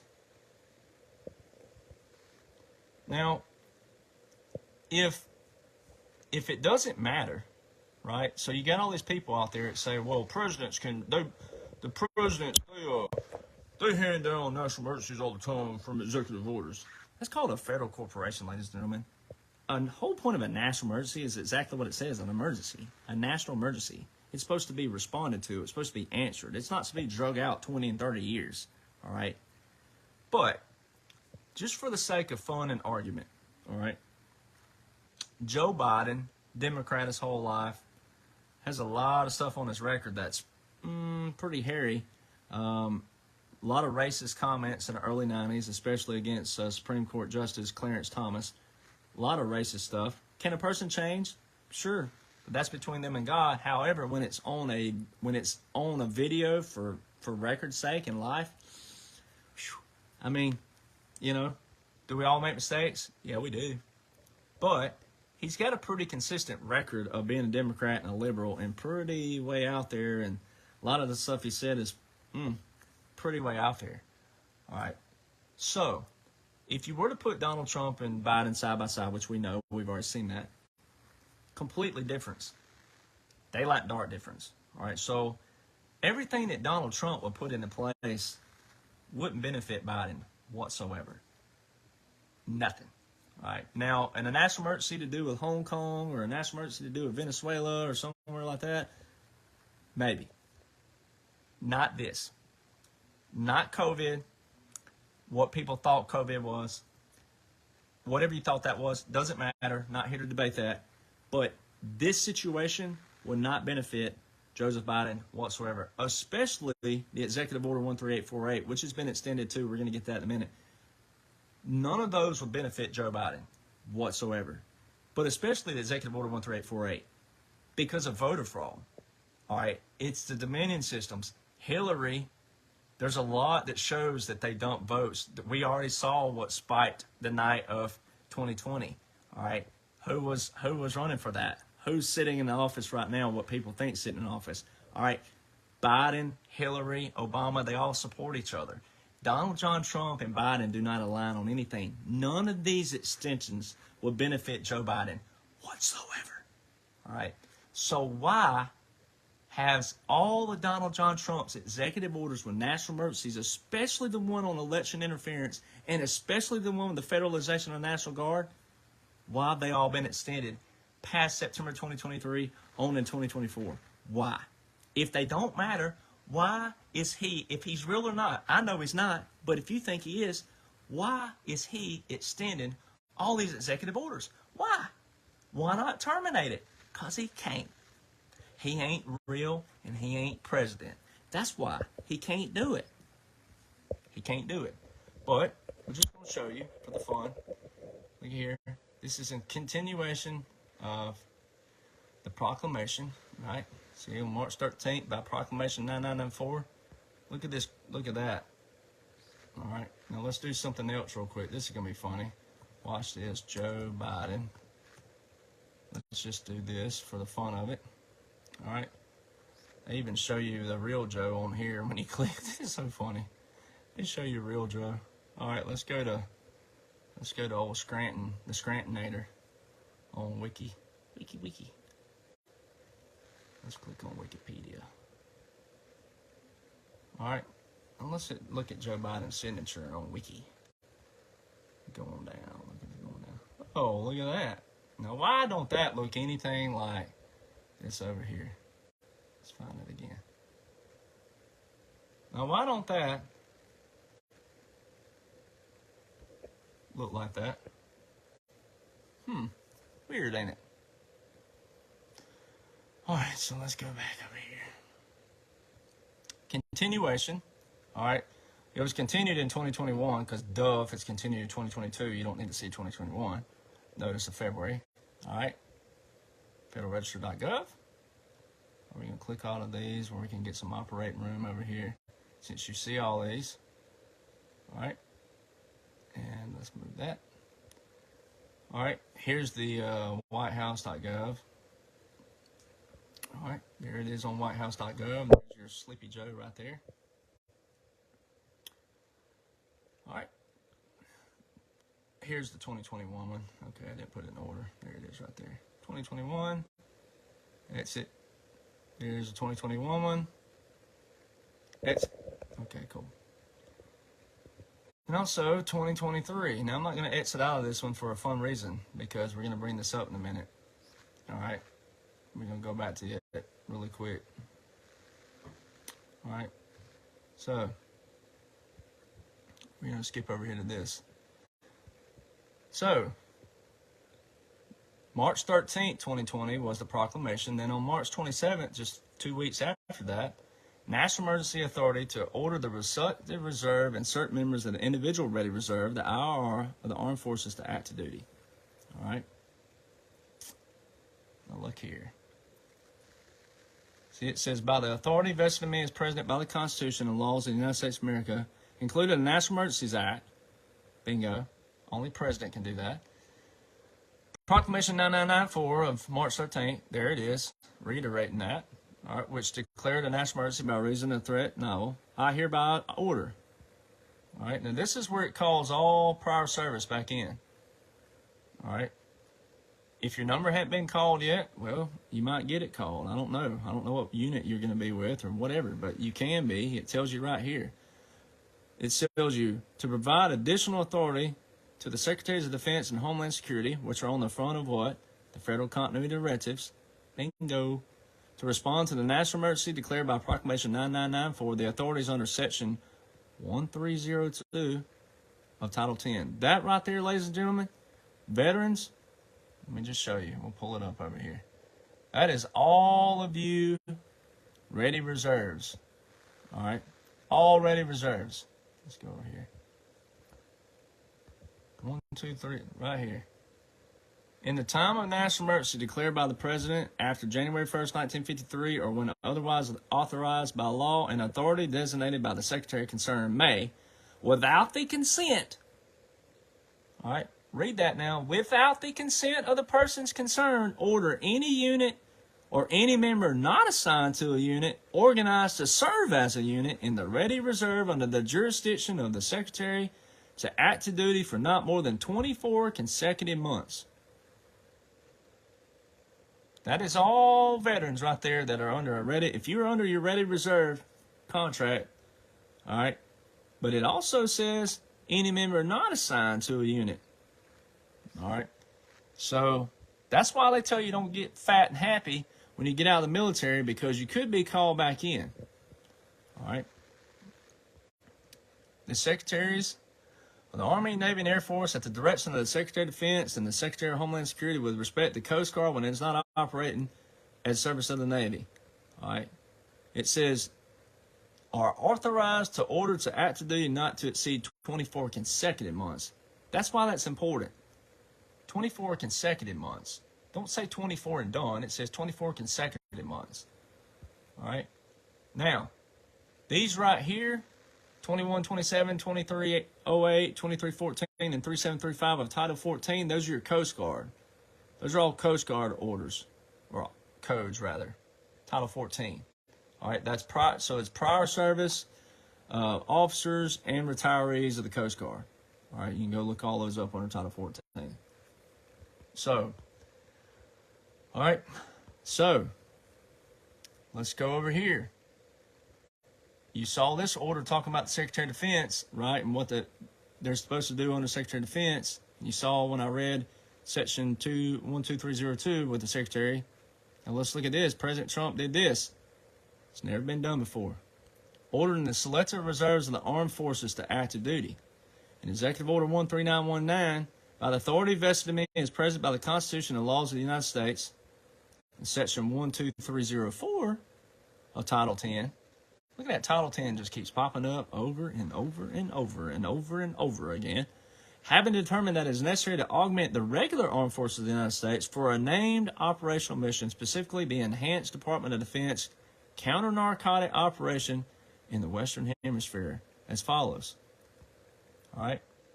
The Secretary of Defense is directed to order active duty for not more than 365 consecutive days. He also can do the selective reserve. Bingo. All right, we're going to cancel that out. Let me move all this. All right. Let's look at, let me see what else we got here. What was I going to do? What's I going to do?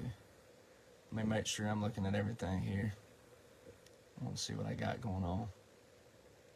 Okay, so I'm looking at stuff here, making sure I got everything where I want it. All right, so let's go back here.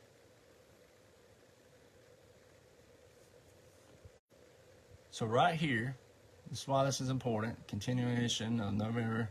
So let me see which one I want to start with first. Sorry. So Biden, all right, Biden extended that. So the let's look it up real fast. Let's get this out of the way. Biden extended Executive Order 13912. And this is funny. Let me turn it around. Biden extended Executive Order 13912. Biden, right? That's why I want to turn it around, because he ain't real. Biden. He's a World War II history repeat. They call it a Commonwealth Act number 671. It's found on gazette.gov. It's in my documents. So Biden extended, quote unquote, Executive Order 13912 twice. But he didn't have to. See this face? He didn't have to. That's why it's important. So once you learn the federal continuity directives, once you learn what a military occupancy is, read the Law of War Manual. Once you go back and read my documents, and that's not all the optics. I mean, you can't put everything in there. I mean, it's just so much stuff that you'd have to backtrack on. You just have to watch video after video after video. Me and the colonels and everybody else I talk to, majors and colonels, you just have to watch these videos over and over and over again because we'll backtrack stuff. But once you learn what a military occupancy is, and once you learn how the National Guard have been out of their state jurisdictions and United States jurisdictions every single day since that order was given, and then you understand that Roosevelt was the one who made it. Congress gave him the power to restructure the executive branch with 50 U.S. Code where a president can declare wars. Does that go against the Constitution? Sure. But that's why President Trump is operating in a capacity under the military. The military will vindicate him. He's already said it. He said it in Waco, Texas. At that speech, he said, we will all be vindicated. All right? Because when the military shows you, the people, all the corruption that's been going on via trafficking, child trafficking, human trafficking, sex trafficking, drug trafficking, when you see all that's been going on, then you'll know. And there's something that's about to show you. I'm about to show it to you. That's why I want to make sure. None of these orders with the federalization of the National Guard and also the Executive Order 13848, election interference, would benefit Biden whatsoever by extending that. It wouldn't even benefit the Democratic Party by extending those whatsoever. And once those click with you, then it'll make sense. All right, it'll start making perfect sense. He, quote unquote, the COG extended Executive Order 13912 March 2021. Why? You just heard me read it. It said no more than 24 consecutive months. So when it was issued March 2020, 24 consecutive months on the March 2020 would put you at March 2022. Why was it extended on March 2021? Why? It didn't need to be. It didn't need to be addressed, right? So March 2022 rolls around. It was also extended again, which puts that out to March 2024 because it's 24 consecutive months. Well, you can't extend an executive order with a national emergency for no more than 2 consecutive 12-month periods, right? So that means the bookend date is March 2024, right? Then when you go read Federal Continuity Directive 2, when you go look under the Federal Register, I have that link on my documents as well. When you go look on the Federal Register, or it's on my pages somewhere, when you go look at find the post of all those, the FCD2, which is your implementation phase, those 2 canopies that I talked about at the very early part of this broadcast, FCD1 operational dates are 2018 and 2022. FCD2s are 2020, 2024. And that don't mean December the 31st, 2024. It doesn't mean that at all. So no one should panic with that because Executive Order 13912 bookend date is March 2024. And according to same 50 U.S. Code Chapter 34, the only one who can terminate those national emergencies of that kind, President of the United States, right? Because Congress don't have a joint resolution for it, so the President gets to do that. Why is President Trump telling you in the National Security Strategy and all these FCDs to get what? Ham radios. Why did 50 senators get 50 ham radios, satellite systems, basically all it is. Satellite phones, right? Why is there smoke all over New York right now? Why does it look like the apocalypse is taking place? The military has been in operations. The military told you this. They told you this 2018, 2019, that subterranean warfare was taking place. Training of subterranean warfare, which means tunnels. DARPA told you. DARPA told you they were requesting immediate access to all universities, tunnels in 2019. They've been telling you. You just got to understand what you're reading. And once you apply these things and you apply the blueprint that I talk about, that I'm known for, once you apply that blueprint in the chronological order of it and the laws and the orders put in place of that blueprint, stop panicking. Don't worry about Civil War dates and World War II dates and World War II battles. And don't worry about that stuff. Just focus on the laws and the orders that form this blueprint of showing you what you're watching. Then you'll understand that inflation's not a big deal. None of this stuff because we're getting a new quantum system. We're getting a new financial system. That's already been talked about. It's all out there. Texas is going to be the first state to go to gold-backed digital currency. Not central bank, gold-backed digital currency. Completely different things.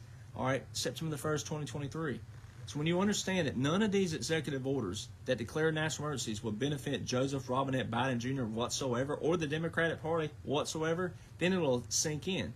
Why did, quote-unquote, he, if you think he's real, extend these out past September 2023, and then the other one, the Federalization of National Guard active duty, out to March 2024. Why? It doesn't benefit him at all because they'd be operating against him and his type. All right? Don't make any sense. All right? So, let me show you something else really quick. This is kind of fun. So, the Title 42, everybody was panicking about that. Everybody, oh, Title 42, oh, the border, the border. And Trump's in there telling you the whole time, central casting. He told you from 2017 to present day it's central casting. And nobody out here complaining about the border has been to the border. I've been down there, and matter of fact, I have my official press pass that I can travel anywhere with the military and anywhere with law enforcement, and I'll be going to California in just a little over a week, and I'm going to roll right on through the border in different places. There ain't nothing going on with the border what you think about, and most of you that complain about it or worried about it, you ain't there, you ain't been there, you ain't going there, and guess where you're getting your news source from? The black box, the mainstream media. And I don't care if it's OAN and Newsmax and any of those. Once again, they're under a code too because the federal continuity directives and the military occupancy. Once again, the president, he has war powers that no one else has as commander-in-chief. 47 U.S. Code 606 talks about that. You saw that. They told you that the fence was going around the Capitol building for the inauguration. Why is the fence still around the Capitol building? 2.5 years later, all right, the mainstream media told you it was for the inauguration of the president. Why is it still there? Why did they put a fence around the Federal Reserve building in late 2022? Why does Nancy Drew go there all the time, every single day in video, D.C. as a ghost town? All right, there's a few things going on there because it's military, but it ain't your typical D.C. How come people don't trust those of us who have been there doing that, seeing it? How come? All right, it's live feed. She live feeds it all the time. I've met her. She goes down there on her own gas. And you want to support somebody, you ought to be going to her Venmo and supporting her, driving there every single day. How come so many people are whining, complaining, scared, and all these other things, but you ain't been there? It's because you're watching the wrong people. You got it right here laid out. If it didn't matter, they wouldn't be issuing these things. If it didn't matter, they wouldn't be continuing these things. If it didn't matter, right? And you have visuals of the military in operation every single day. That's why you have to listen to military personnel who know the laws. I'm not knocking your family members who are serving with the goodness of their heart and the goodness of their mind and whatever. I'm not knocking that. But if they don't know the very laws they're serving under, they need to. And they can't say it ain't happening because when they read this stuff and you see it, once you see it, you can't unsee it. Once you read it, you can't unread it. And once you know it, you can't unknow it. All right? You can't. So, I'm going to show you something here. So, the Title 42 was the most recent thing. All the panic mode of Title 42, Title 42, Title 42.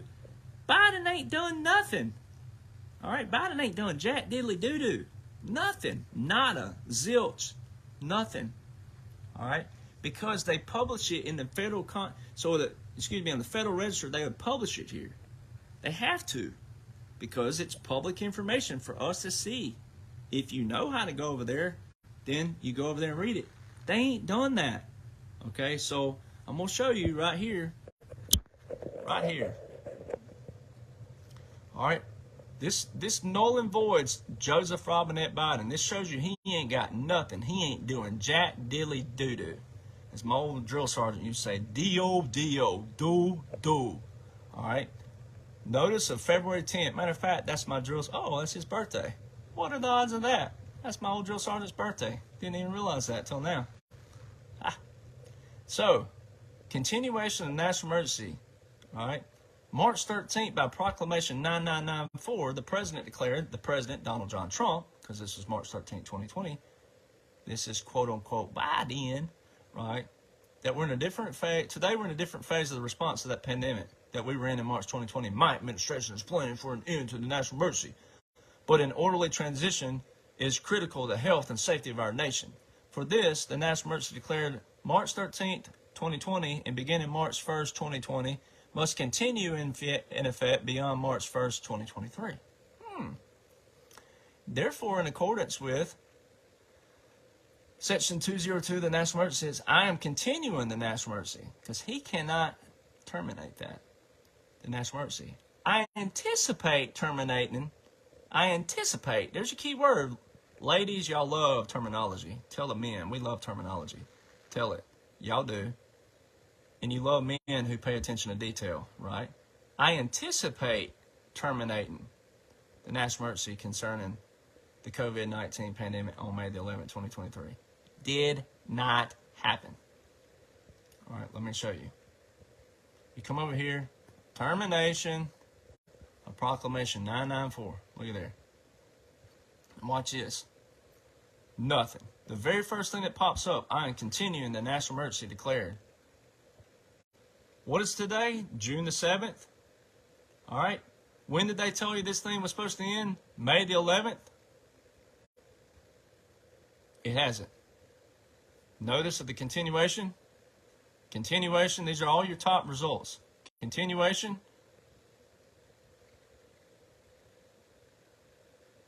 This is April, not that. So, what happened? Nothing. No termination. Nothing. Nada. Zilch. Not a thing. He hasn't done jack dilly doo-doo because he can't, ladies and gentlemen. He can't. He has no authority, he has no power. It's a federal continuity of government. It's a continuity of government. It's a military occupancy. He cannot terminate that. 50 U.S. Code tells you this is a completely different situation from a normal presidency. He can't do it. Donald John Trump's the only one who can do it. I love this stuff. Oh my gosh, this is so funny. He can't do it. All right, so let's go back over here. Here's the whitehouse.gov continuation of that. All right, so you can see it on whitehouse.gov. I'm going to click off of those. All right. Then this is an Office of Personnel Management, scheduling annual leave. I'm going to show you. This is why you have to read things that might not look like it parallels with it, but it does. So I'm going to show you something really cool. All right. All right. Let me get that a little bit for you.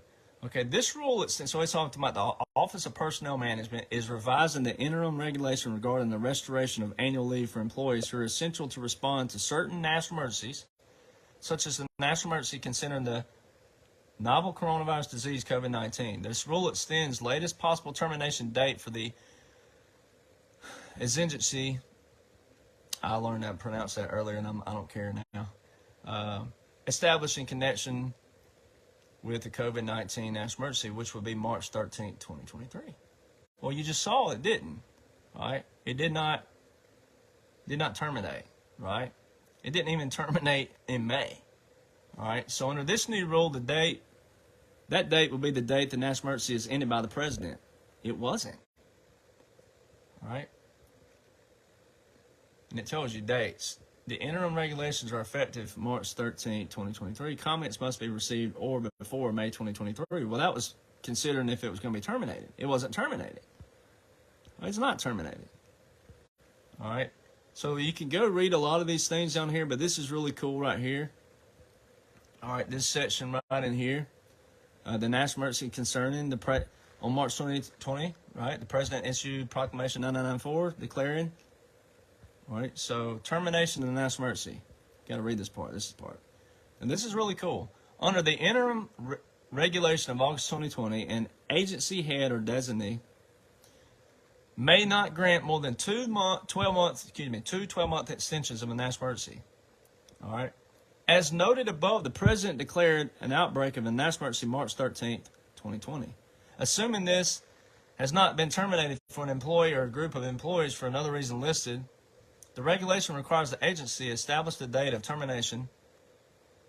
It's 12 months after the declaration of so March 13, 2021. All right, so the agency may extend deadline annually by additional 12 months, but may not grant more than two 12-month extensions. Therefore, with respect, so until March 13, 2022, further extend termination of March 13, 2023. On February the 10th, 2023, Biden extended the COVID national emergency, announced that he anticipates, there it is again, that ending May 11th, 2023. That did not happen. It has not happened. All right. So this shows right here in a different way to look at it. All right. This is talking about the employees determined. So let's roll over here and look at this. Now this right here rolls into Executive Order 13912 that I was just talking about. The federalization of, right? The federalization, let me flip this around. The federalization of the National Guard active duty, right? So Donald John Trump extended that, all right? And then he talks about trafficking.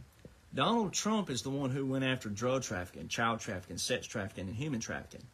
Those will not benefit Biden whatsoever because old Hunter has been tagged with this, all right? This is all over. You can look this up. There's all incredible sites out there. They're under investigation right now for this very thing.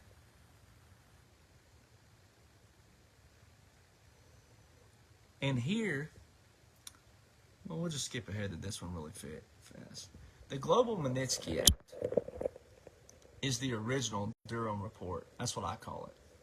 Because this was issued December, all right, not 2021. It was actually issued in 2016, enacted December 2016 right there. This right here talks about, see, it says the executive branch has implemented the Global Magnitsky Act through Executive Order 138, December 20, 2017. All right. This act provides the executive branch with standing global authority to impose targeted sanctions against specific persons, including countries with which the United States shares otherwise important bilateral relations. All right. The Global Magnitsky sanctions include disrupting or deterring serious human rights abuse or corruption, promoting accountability in environments of impunity, and advancing international human rights and anti-corruption norms amongst other goals. All right. So this thing right here was put into place for Sergei Magnitsky, who was murdered in prison, killed in prison in 2008. But guess what? Guess who was president in 2008? Oh, Slama, yo mama, Obama. Okay? Who was his vice president again?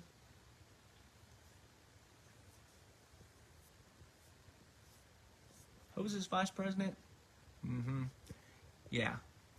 And who was not president of Russia at the time? It wasn't Putin. And the Global Magnitsky Act was actually passed under Obama. Another form of it. But Obama has been quoted that if it came to his desk, it would depend on what it was. He wouldn't look at it. So why was Donald Trump pulling this back out? It wasn't Donald Trump, because Donald Trump wasn't president in December 2016. So why did they pass the Global Magnitsky Act December 2016? Or unless the military was already in control, because they would have taken over the 2016 election, because we already have evidence of that with the issuing of the Law of War Manual. June 12, 2015, Donald John Trump rolls down the escalator 4 days later, no coincidence, to announce his candidacy for 2016. Then the Law of War Manual was reissued again December 2016. And the Executive Order 13848, which specifically says none of these things have happened in any U.S. election, means that the only evidence of voter fraud of any capacity they would have had was 2016 and prior. November 8th, election 2016, and the issuing of the new Law of War Manual in December 2016, and the issuing of the Global Magnitsky Act in December 2016, and you think that's a coincidence? So, the Global Magnitsky Act protects all whistleblowers. It protects all kinds of people who are suffering human rights abuse of all capacities all around the world. And the implementation of Executive Order 13848. What does it say right here? Blocking the property of persons involved in serious human rights abuse or corruption. By the authority vested in me by President of the Constitution and laws, look at here, International Emergency Economic Powers Act, the National Emergencies Act, there's that act again. There's that 50 U.S. Code 1601 again. There's that war powers of the president again. And the Global Magnitsky Human Rights Accountability Act, public law. And Section 212F of the Immigration and Nationality Act. You know these acts. All right. So it goes into great detail on all of what's supposed to take place and the blocking of these people and their assets and everything of that nature that funds them, right? So see, none of this stuff would benefit Joe Biden whatsoever or the Democratic Party because his son and he, as vice president, have already been tagged and are going through an investigation right now of forms of traffic and all kinds of forms of financial abuse, etc. How do they fund all of their crap? How do they fund how is Joe Biden, how was he as a senator and a vice president, how's he worth $347 million?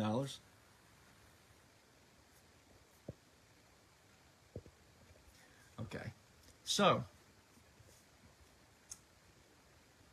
it's all right here, Global Magnitsky Act.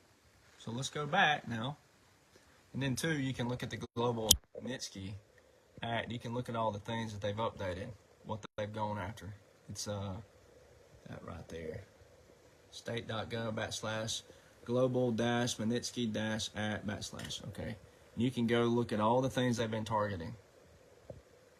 All right, bunch of stuff, all kinds of stuff. You can just scroll for days. All right, this will not benefit Joe Biden whatsoever. This order. All right, so there's the Global Magnitsky. All right, so we'll come back to that in a minute. All right, let me close all these out. All right, and there's your contingent. So there's your continuation.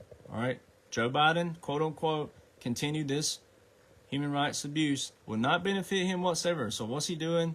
Extended it. WhiteHouse.gov. That's 2021. Here's 2022. Extended it again. These are one-year orders, so therefore he extended it on December the 20th, 2022. So that means it is current and active till December 20th, 2023. So tell me why this doesn't matter and why none of this is happening. If he extended this and he's real or not, whatever it is, why? Why is it extended to December 2023? We're not even there yet. Merry Christmas, right? All right. So let's go over here and look at this. It wouldn't benefit him. And then in Executive Order 13912, where Donald John Trump federalized the National Guard to active duty, which made he's commander-in-chief already. But for the people who didn't know what was going on, they had to show you that what's going on. So that made him a wartime president by that executive order, because that's 50 U.S. Code, Chapter 33, Section 1541, all right, which is war powers of the president, all kinds of other things. Of 47 U.S. Code 606 was the powers he can control, shut off, whatever you want to call it, TV, internet, radio, closing of government facilities. That's why you saw a fence go around the Capitol building. But Roosevelt was given that. So this right here, this one right here, all right. So now that you've seen all that, now that you know that quote unquote Biden has extended all these executive orders, the federalization of the National Guard, and he's extended the trafficking, and he's extended all these things, all right. This right here was put out April 27, 2023. All right, executive order on authority to order the ready reserve of the armed forces to active duty. Now keep in mind, this is why it's important. This is why it's so important to understand. This is why military personnel, not knocking you once again, you need to step up to the plate. It's time to step up. It's time to be professionals. It's time to abide by every creed that you know, your creed of your branch. It's time to abide by those. It's time to act like soldiers. All right, you served under a different law. You served under different regulations. Just think if we as civilians had regulations, all right, of this type, right? Just think if we had that, all right? So, military, it's time you step up. Veterans, it's time you step up. It's time you know we served under a different law. We're a different lifestyle, total different thing. we have everything in writing that shows you right now the military in full control and the military occupancy. The National Guard out of their state jurisdictions every day and the United States jurisdiction every single day. They are federalized. That Executive Order 13912 is put out all the way to March 2024. It's written, and it's been continued. All right? So, when Donald John Trump federalized 1 million National Guard active duty, that was a direct military order. The Military Justice Act clarifies that. It shows you President and Commander-in-Chief are two separate roles, two separate duties, two separate laws, two separate obligations. All right? He's not Commander-in-Chief over the people. Sorry, ladies and gentlemen. When people say that's my Commander-in-Chief, no, he's not. He's not. That's your Commander-in-Chief over the military. You could say that. But he's not your Commander-in-Chief. That's not to beat you up. There's nothing wrong with that. I'm not beating you up. But he's the president over the people. He's your president. He's the Commander-in-Chief over the military. He's my Commander-in-Chief. Right? So that's just how that is. When he federalized 1 million National Guard active duty, he put it in an executive order, sure, because he made it a federal order. He made it a national emergency. But that's a direct military order. When he gave that command, he holds that command. As long as he's doing the 3 S's, as we call it in the military, showering, shaving, and that, as long as he's doing those 3 things, he holds that command. All right? Now, you don't have to like it. You don't have to like Donald Trump. You don't have to like anything to do with this. You don't have to like me. You don't have to love me. You don't have to whatever. But there ain't nothing you can do about it. Because there's enough of us that do like that, and we like that foundation, and we want to keep that foundation, and we like those disciplines, we like those structures, we like those orders, we like those laws, we like those regulations, we like those customs, and there ain't nothing you can do about it. And if you're an active duty soldier and you're out there misleading the people, guess what? You can be tried in a court martial too, because we're under a total different law right now. We're under a total different order right now. You can be tried in the United States court martial. So be careful what you wish for, as Donald Trump says. Boss man, Commander-in-Chief Trump, be careful what you wish for. All right? The same thing with all these podcasters out there.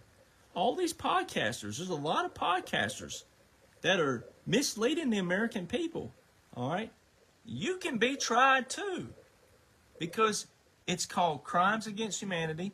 If you mislead somebody and they do something stupid, especially if they take their life or something like that, or attempt that, be careful what you're saying out there. All right? Everything I'm showing you are laws and orders that have been they're current and active, and they've been nothing but extended. All right? Now, it's up to you to go read it for yourself. Now, where that gets hairy and dangerous is the fact that, well, you can interpret it the way you want to, but that's why you got to understand every little word and every little terminology. And if you don't, then you need to understand that there's people out there, not just me, there's a lot of good people out there. Colonel Sellers, Lieutenant Colonel Bosey that I'm on shows with, A.J. Roberts. There's a lot of different people who have been in the military. Major Freddie that I'll be on with tomorrow night on Telegram. There's a lot of people who have been in the military, special operations, who know laws and orders very well. You got to listen to someone like that. You got to be careful who you're listening to. But these orders that Biden, he ain't real. You saw earlier in the program, the show, he had 3 cannons. I can't change that. Even if you love the guy, sorry, I don't know how you can, but he had 3 cannons. It's a military funeral service. It's on YouTube. Just go look. January 20, 2021, the inauguration. It wasn't an inauguration. He swore in at 11:47 a.m. Eastern Standard Time, which is a violation of the 20th Amendment of the Constitution. The very Constitution these people who are misleading people out there with, they tell you the Constitution, Derek Johnson is a threat to the Constitution. I'm talking about the Constitution. And Joe Biden swore in at 11:47 a.m. and the 20th Amendment specifically says that the president's term shall end at noon and the successor shall then begin. There's that little word that women like, females love, terminology. It's for a reason. That's why a lot of guys end up in the doghouse. You don't pay attention to detail. You don't pay attention to what you're saying. Shall then begin. President's term shall end at noon. The successor shall then begin. It means after noon. Not 11:47 a.m. Eastern Standard Time. You wouldn't want two presidents to have the nuclear football at the same time. Even though it's 20 and 30 minutes, no, you wouldn't want that. All right, so none of these executive orders that Biden has extended would benefit him. And the very thing that I'm about to show you, and the very thing that he is under investigation for, in the article or the whatever came out today saying that they can't debunk it, they keeping the investigation going, all right, is about these very topics. But you already saw Biden is not real. And whether you can't process it in your mind or not, that's okay. You're going to have to, because it happened. But for those of us that can, he ain't president. He ain't real. It's all a brilliant, biblical, monumental, historical, covert sting operation by the military. The Federal Continuity Directive showed you. The military occupancy will show you if you go read the Law of War Manual and understand there's two powers in the U.S. When the federal government's under continuity government, that means one power left. It's West Virginia, Mississippi math. It's real easy. All right? So, let's look at this. April 27, 2023. Executive order on authority to order the ready reserve that armed forces to active duty to address international drug trafficking. Donald John Trump federalized the National Guard active duty. He holds that. Biden don't have any authority. Biden is a cog. All right, he's a Commonwealth Act number 671 history repeat. But this is funny because by the authority vested in me as president by the Constitution and the laws of the United States of America, there's a National Emergencies Act. It's already been enabled. It's already been acted. It's already been invoked, if you will. In furtherance of Executive Order 14059, drug trade, all right, which would tear him apart in the first place, which declared a national emergency. So he declared a national emergency to take down his own self. That's so funny. Emergency authority, all right. Look at here. To provide additional authority, the authority under Section 12302 of Title 10 is invoked and made available. So boys and girls, if you are in the ready reserve, you're probably going to get your number called here soon. It says it's invoked and made available. That, all these were put into Donald Trump's orders, though, that have all been continued and extended out. See, they're still extended. They're still active.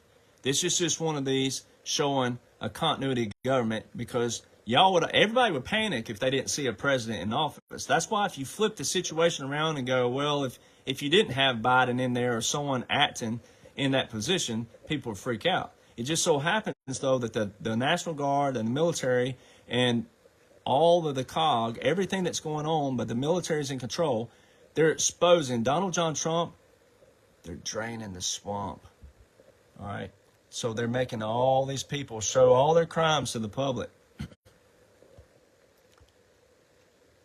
So why would that benefit him?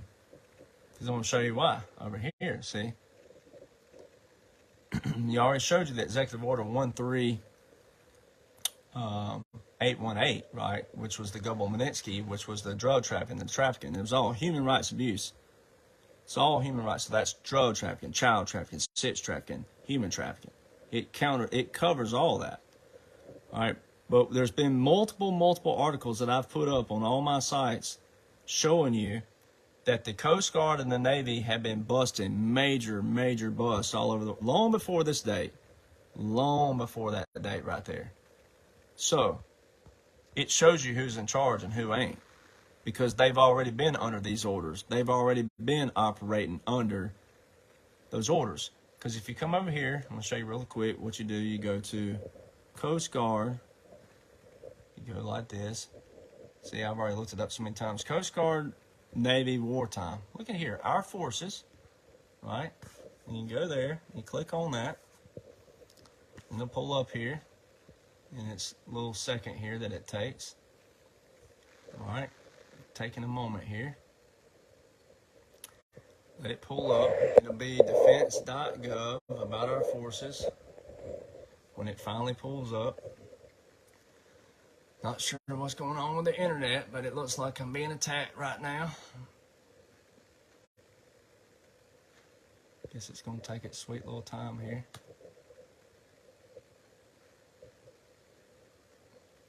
Sheesh. You go down to the Coast Guard. Look at that. The Coast Guard provides law and maritime safety enforcement. Part of the Department of Homeland Security during peacetime. The Coast Guard operates under the Navy during times of war. Well, on a .gov site. Man, all these .gov sites. What is up with that? I'm either one heck of a hacker and hacked into all these sites and put all this stuff up, or it says it right there. So, how come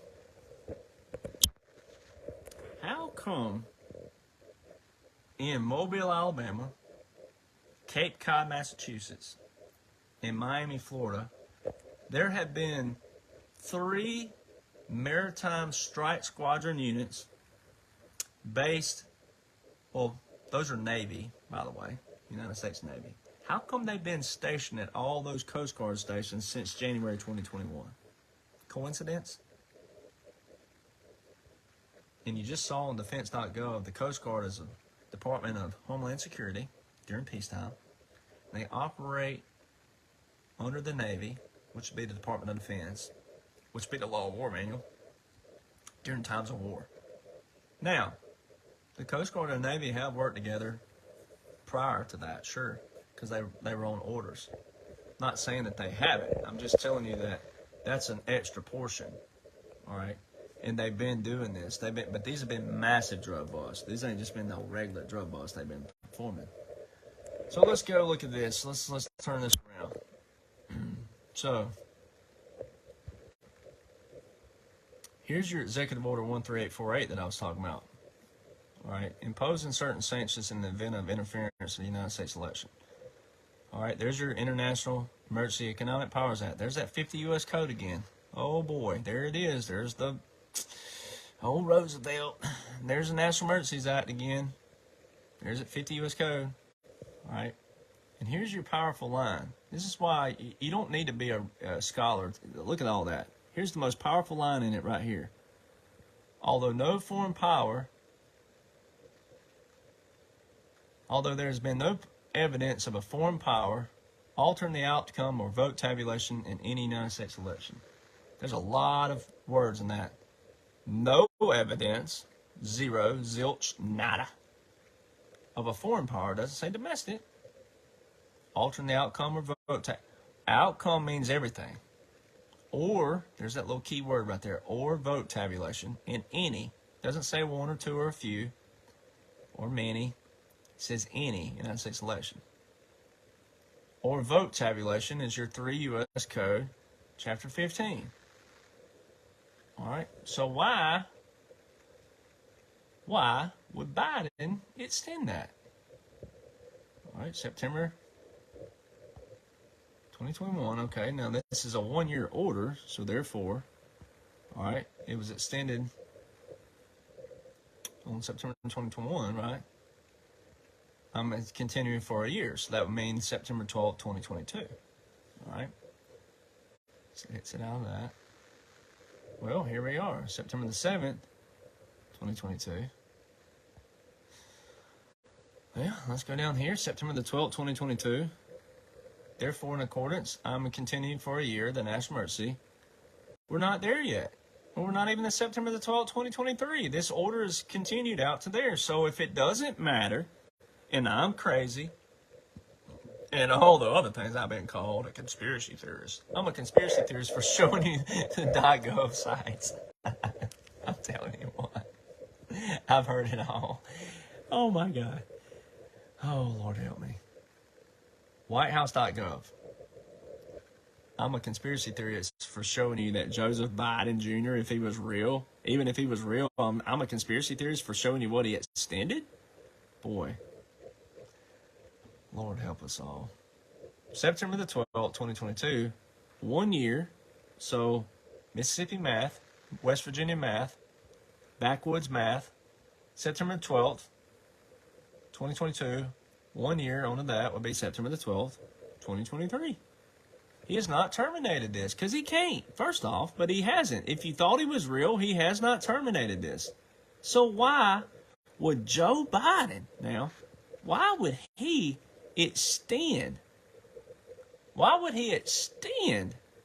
this order that would actually damn his whole administration? I mean, it would. I mean, we already know the numbers spiked that night. Statisticians, liberal statisticians, said for the integrity of their job that they have to say this don't happen like that. Even if you didn't know anything about this order and what it does, this order traps all attorney generals, governors, secretaries of states, judges, and lawyers. So all the people focus on 2020 alone. You're not wrong in a bad way, but you're wrong in a good way. This order trapped every election. The military took over. Military occupancy took over. So they told you that on 11/4, November the 4th, 11/4, November 4th, 2022, Fox News, they're not good, but just making a point here, showing you that they're all under control. Fox News put out an article on November the 4th, 2022, that the National Guard were going to be at voter precincts around the country. All right? Since when do you need a National Guard there? Military occupancy. Okay? So 11/4, if you go to 11.4 in the Law of War Manual, guess what it is? Military occupancy. It talks about this stuff. You can't make this stuff up. All right? So this order will not benefit Joe Biden whatsoever. Their statisticians already told you the numbers spiked in the middle of the night, and I watched it. I stayed up that whole night and all morning, right? But I already knew what was going on. So this gives you peace and hope and everything. And you know that Hillary Clinton, let's just look right here. This is how you show, look, she tweeted this, right? She tweeted on March the 1st, 2022, so a year ago. I'm very grateful Joe Biden is our president. So, okay, and then, look, oh, good Lord, have mercy, Lordy, Lordy, Lordy. Ooh, she is death warmed over, all pun intended. Look at that. Ugh. Buzz, your girlfriend. Woof. Lord have mercy. Look at there. Look at this stuff. And look what she says about Trump. This is so hilarious. Look at this. I always thought his record in business in particular, but then as saw him in politics and government, he was someone who cared about nothing about rules. He cared nothing about law. Are you serious right now? She just said this quote. It ain't her, first off.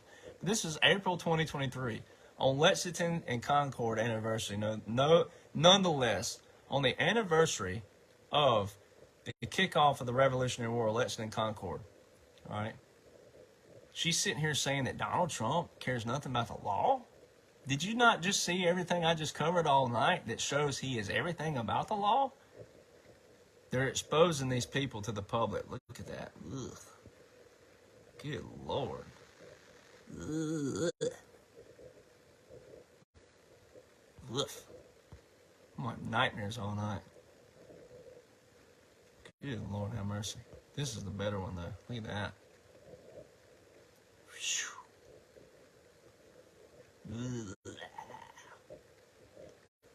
Man, I mean, looks nothing like that whatsoever.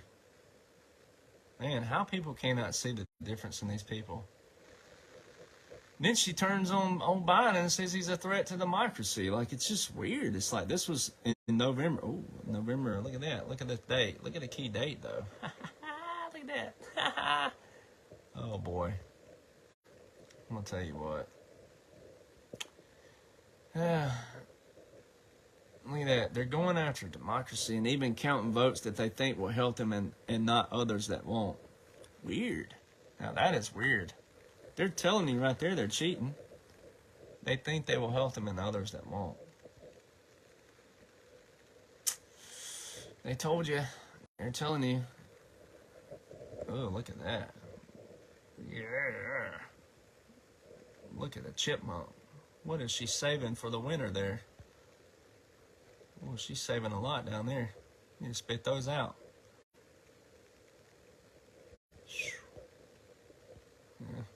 Queen's University. Lord, have mercy. So, I mean, you know, here she is supporting old Biden. I mean, and so none of this would help him whatsoever. Whatsoever. And you see it. I mean, from the start of this to right now, you see it right there. It's there. You see a military funeral service, a military customs now. So all these people out there that want to debate me, it ain't nothing to debate. There's nothing to debate. Laws are either revised or revoked, right, or issued. And orders are either rescinded or mission accomplished. It's real simple. There's nothing to debate out there. So you either believe in the foundation and you believe in the laws and the orders that back the Constitution, which Marbury versus Madison, 1803, specifically says that any statute that bears the appearance of a law that doesn't support the Constitution is repugnant to the Constitution. It means it's null and void. So you either believe in our foundation or you better draw your line in the sand, right? But you don't have a choice because everything's being changed right in front of you and the military's in operation right in front of you. And you should be appreciative of that. I am, and I'm a veteran, but I appreciate all those that got past the torch that are working every single day, every morning, right now, as we speak, Now, I have issues with those who claim to be in service who are trying to build a name on platforms while they're in service. It violates every, especially political platforms, rather, right? It violates that. You're in violation of DOD regulations, branch regulations, base regulations, social media policy regulations. It's all there. You cannot be in a uniform acting on behalf of your branch saying anything. You can be court-martialed for that. I have a problem with podcasters out there who they want to completely keep giving you all kinds of different information. And look, if you want to believe differently, that's fine. But when you're a professional podcaster, you're a journalist, or you're the same thing we complain for with the news, right? Same thing with CNN, Fox, etc. If they're not delivering what is in our laws and our orders, and they're putting out propaganda and they're putting out all their opinions, right? That's not professional. So how come that doesn't apply on the other levels? How come soldiers and American people don't want other soldiers telling soldiers when we know the laws and the orders of that very service? How come you don't want us calling people out? How come you don't want us telling people that? How come you don't want us doing that? That's not calling them out personally. That's not trying to destroy their life as an individual and their heart and their, but they need to be told, hey, you serve under a different law. You do. And it's all right here. Just showed it to you in this whole video. And this ain't everything, no. But it's a lot of it.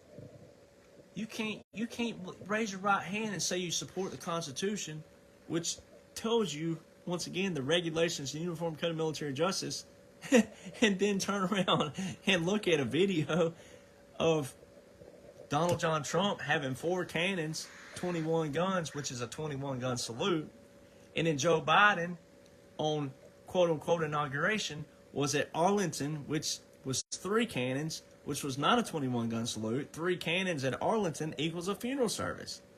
And it's on all your major sites on YouTube. You can't have one without the other. You cannot support military and say that you support military and not back what I'm saying. You can't say that because I'm showing you the very laws and orders, regulations, customs of the military.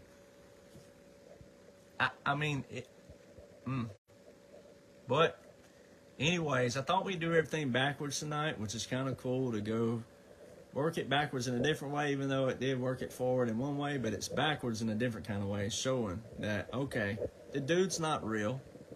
I don't know if he's alive or not. I've never said that. I've never said that. People out there saying that I say people are gone and already gone, I've never said that.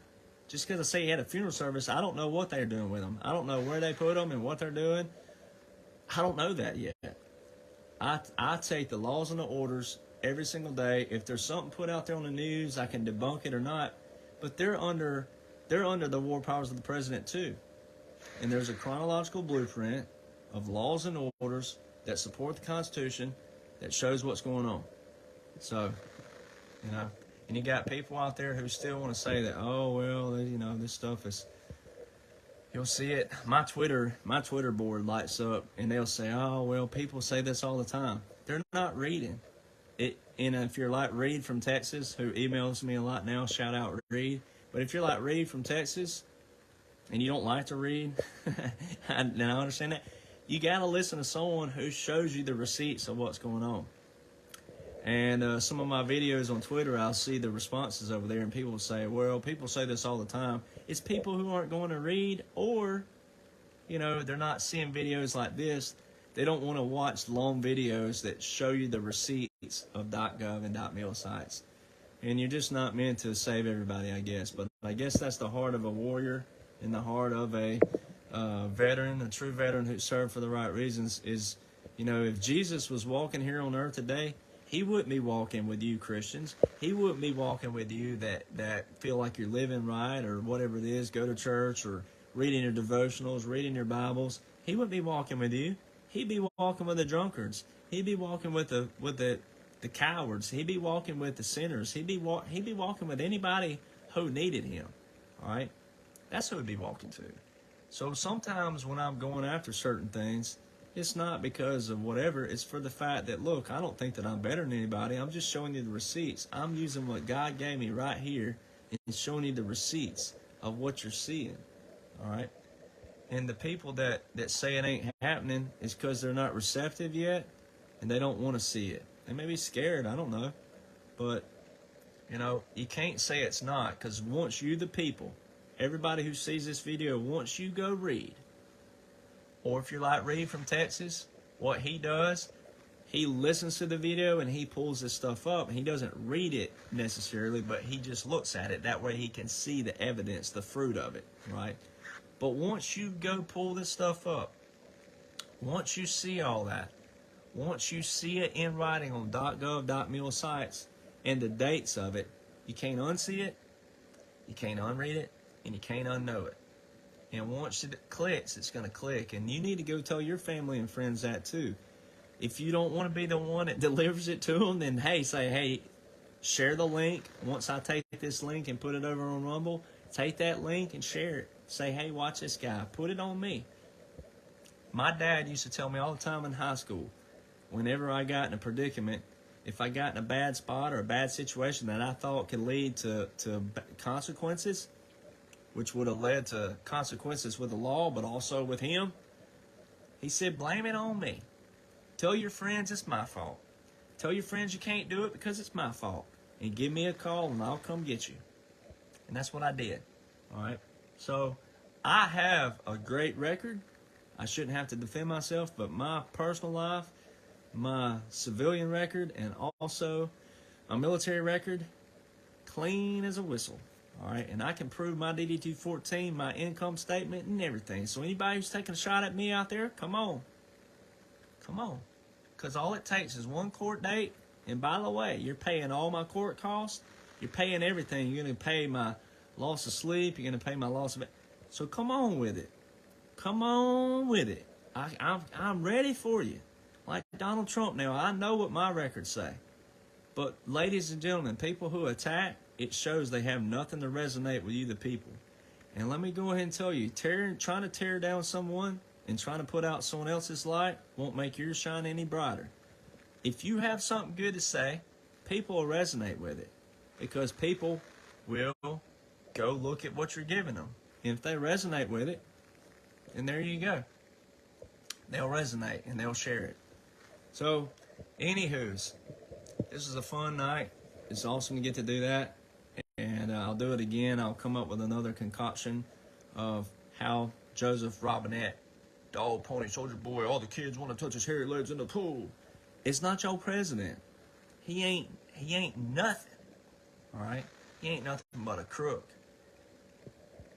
So it is what it is, And everything that Donald John Trump has said in the past has already come true. It's going to come true, and it will continue coming true. And it's all under God and the military. And, you have to show people this stuff. You have to show that you have to share. You have to keep sharing these videos. You have to keep sharing the information that's put out there. You have to keep sharing it. All right.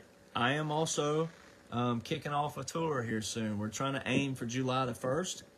All right. In Fort Worth, Texas, in that region.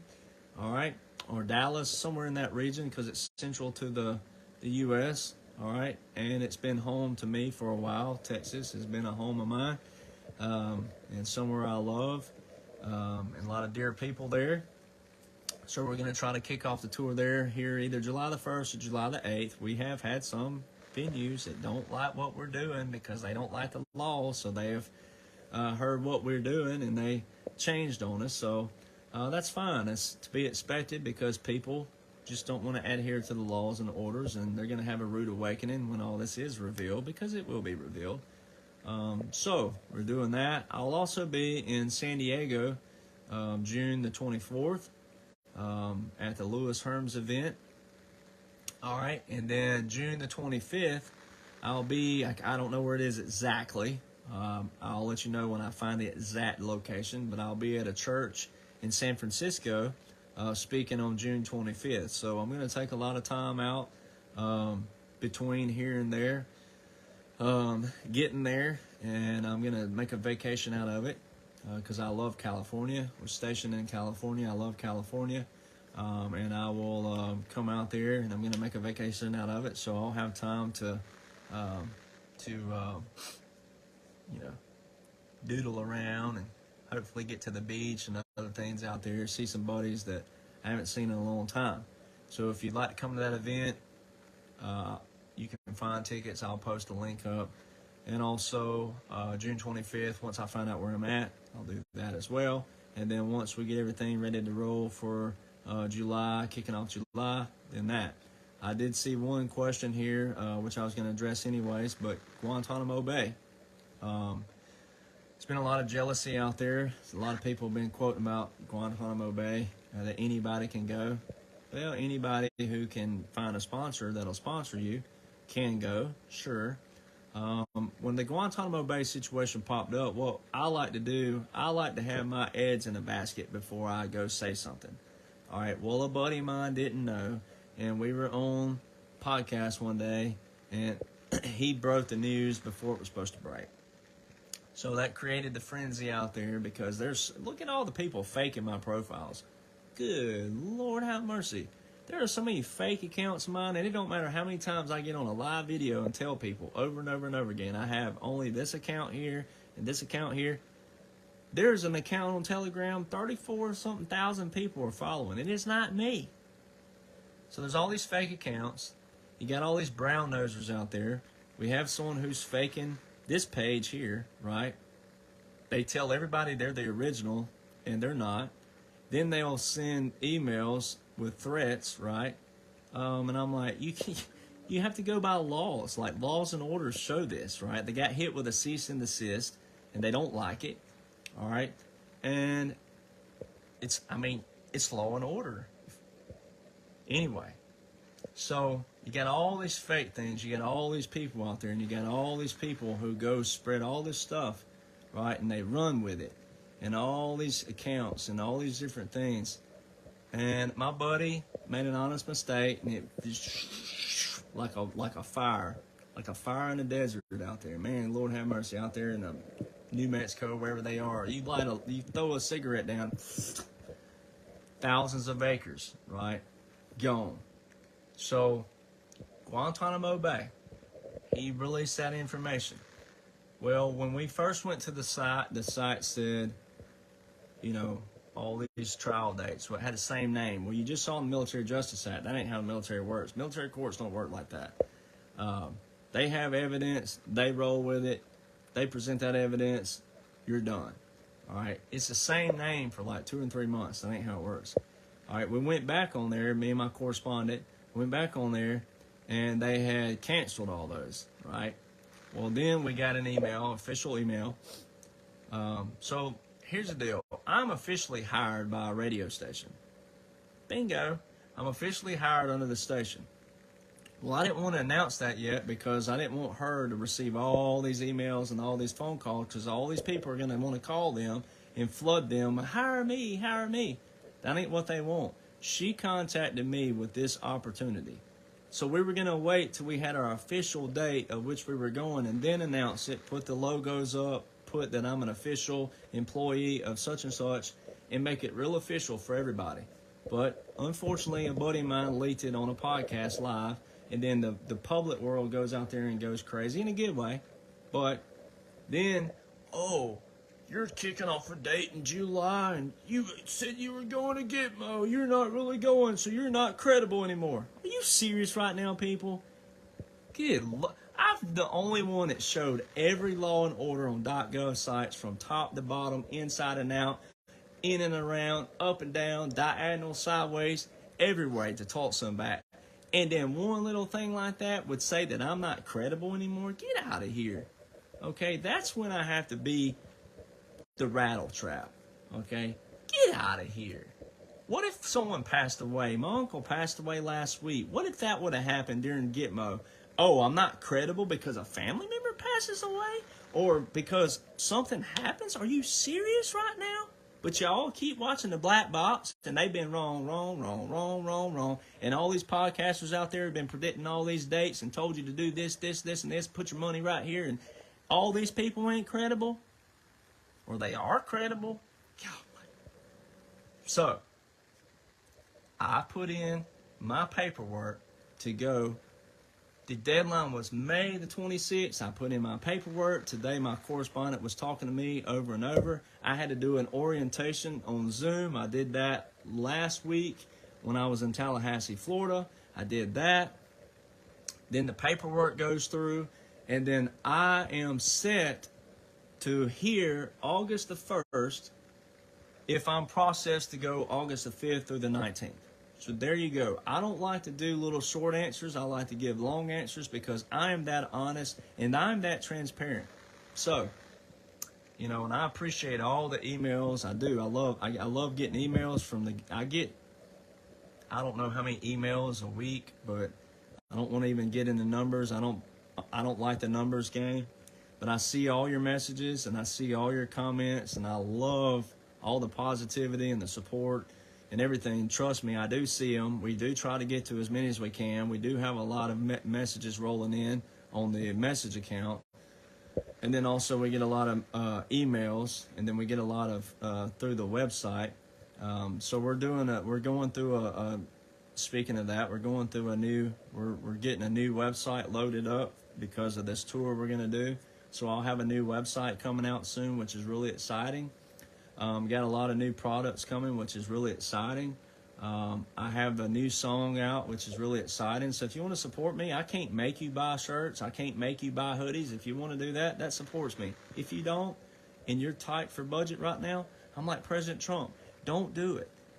Look, it's all a bonus for me, and it's a blessing. It's a blessing to be sitting right here talking to you right now, because I feel like that I'm serving beyond my service. I'm feeling like that I'm fulfilling the fact that God pulled me out of service, and I did retire through the Army. Let's go ahead and address that too. A lot of veterans out there know that you can retire through the Army or your branch or whatever. You can retire through your branch, or you can ETS out, and you can go down to the VA and you can file all these different things, and you can be 100% disabled through the VA. All right, that's not retirement. Then you have your 20-year retirements. You have those plans. I retired through the Army, ladies and gentlemen. Honorably retired. Okay? Honorable. Go read what honorable means. Honorably retired through the Army. I retired through my branch. I didn't ETS out and go down to the VA. I retired through the Army. Anybody has a problem with that, you got a long problem because you're not even going to know where to go with that. Then, Stolen Valor Act, all those kind of things. Stolen Valor Act is when you claim a medal that you don't have. Like if you claim a Purple Heart, if you claim a Medal of Honor, you claim any kind of medal that is under that act. That's all that's for. It's not stolen valor. All right? It's not. I'm not stealing valor doing what I'm doing. I'm telling you the laws and orders that back the Constitution. That's not stolen valor. All right, so all these things. So, we're set to go down to Guantanamo Bay if we get the approval, which today my correspondent, which is at the radio station, talked to the correspondent at Joint Base Andrews, who I text as well yesterday. I don't text him as often, but I text him. They love the fact that I have more reach. He told me this. He's like, dude, you have more reach than the New York Times and Washington Post and all these people put together. And people need to see that. And he'd been telling his commander that we need someone in this position who can show the American public what goes on in the military. All right, now, as of right now, I'm set to hear by somewhere around August the 1st that we're set to roll August the 5th through the 19th. Here's how it works. I will report to Joint Base Andrews on August the 5th. Well, I'll be there really August the 4th in D.C. I'll report though on base August the 5th. We'll fly out of Joint Base Andrews at 6:30 a.m. sharp. All right. You fly to Guantanamo Bay, and you're there from Saturday to Saturday. Now, I put in to stay for 2 weeks to cover the next trial, but you can stay for a week. It gave you a week option, but you ain't leaving between that Saturday and that Saturday unless you get medevaced out of there, and that's a $30,000 charge, as they show you in the in your guidelines of what's going on. So I've got all the guidelines. I've got all of the things. You can only shoot from 2 locations on Gitmo. And you have to put in for that when you're down there. You have to put in there for earlier. So you just have to tell them in advance, hey, I want to do a segment from this portion of the base or this portion. There's only 2 locations. There's certain things you can and can't report. There's also, I can't go personally next week because I'll be somewhere else. I'll be in California. But I could go to D.C. in a week and go to a special chamber and view the last trial. So there are options for that, as long as you have your reporter pass. Well, I have my reporter pass. I have my pass. I have a pass right now. I can go anywhere with the military. I can go anywhere with law enforcement. I can go anywhere during the lockdown again with this pass. All right, so I've been given that blessed opportunity, and I'll reveal who this is when I'm ready to, the station, because right now what will happen is all these podcasters will hear who it is, and all these people will hear who it is, and they'll flood this station, and they'll flood the phone line, and they'll flood the email line, and we're not ready for that yet. It's an opportunity that they gave me, and I'm blessed for it. I'm blessed that they even considered that. I'm blessed that God put me in this lady's ear, and she watches my podcast, and she reached out to me.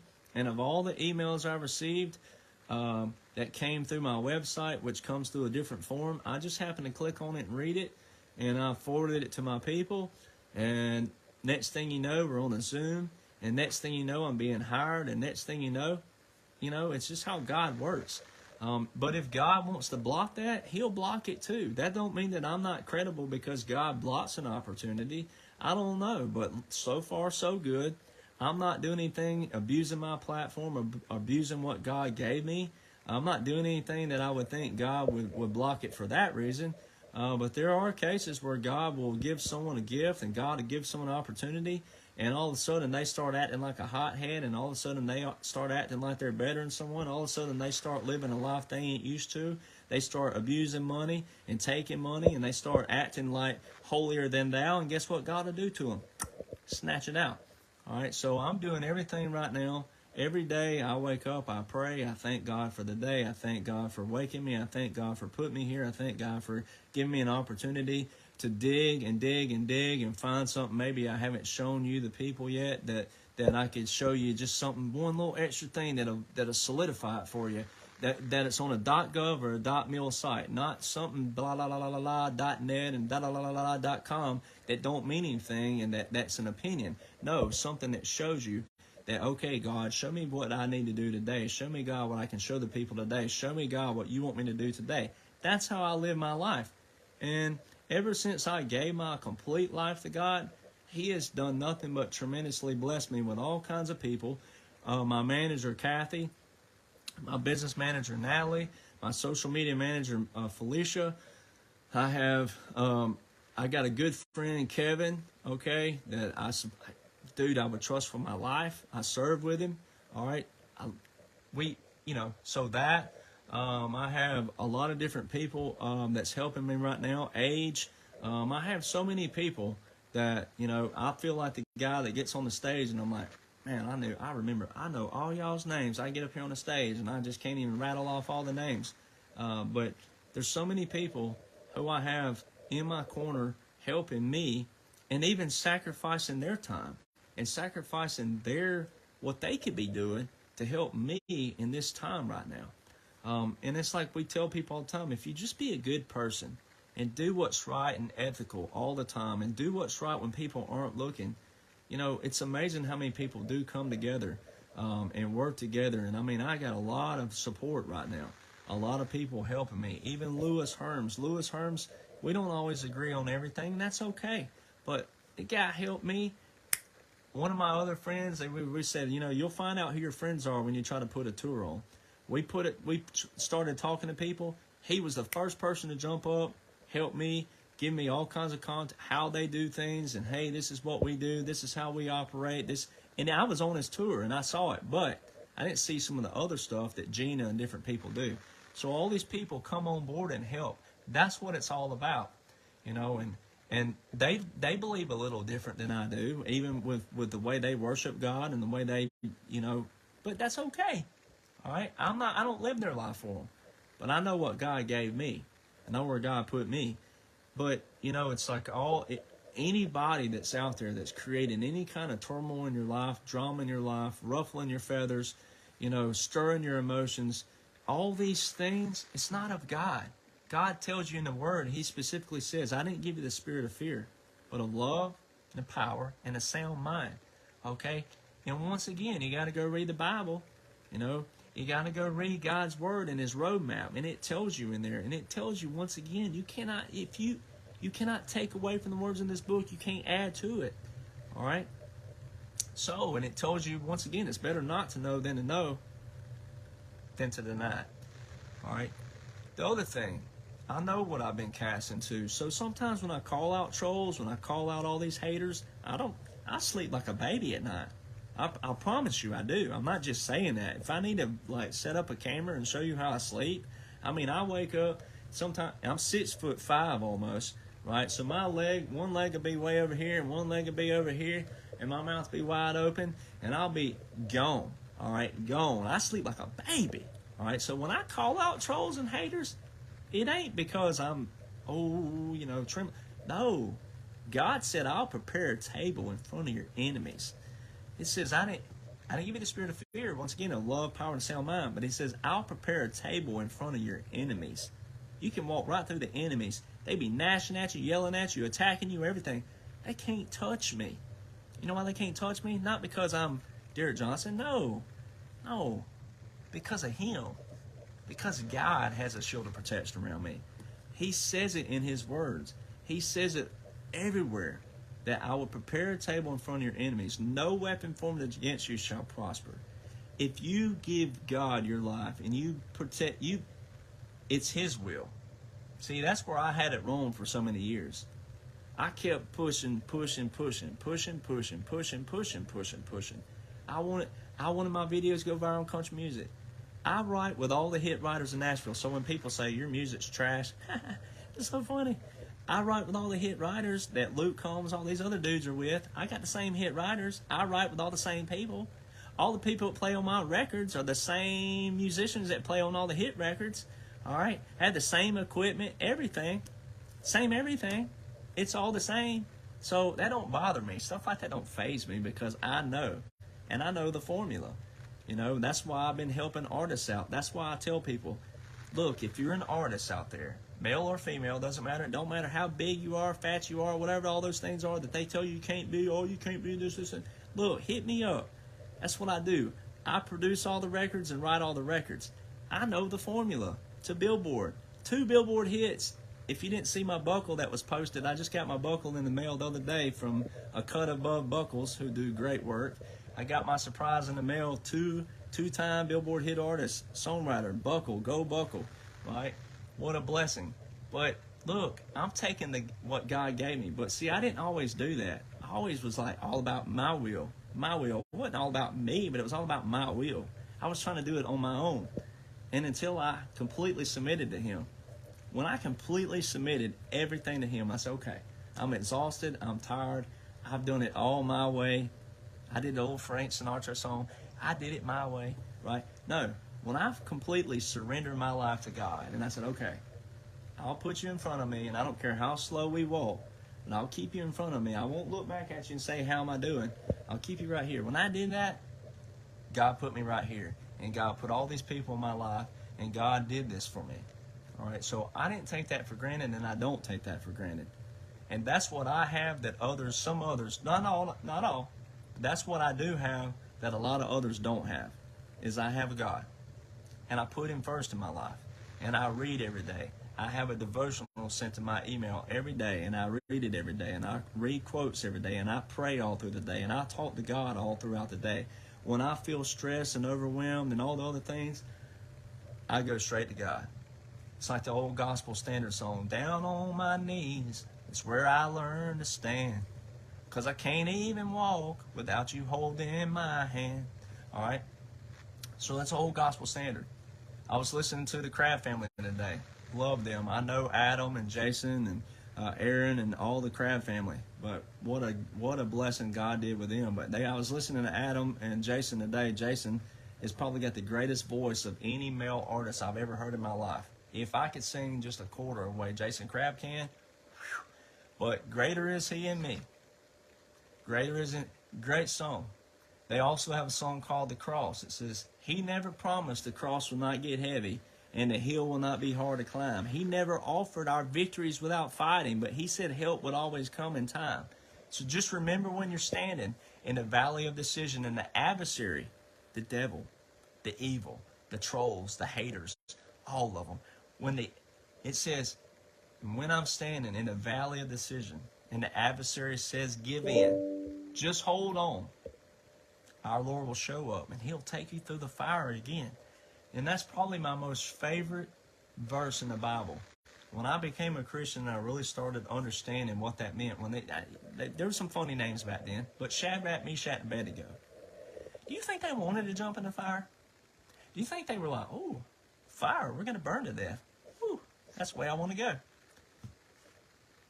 I mean, come on. You think they really want to get in the fire? But when you think about that king, when that king looked into the fire, and when the guard said, sir, there were 4 men in the fire.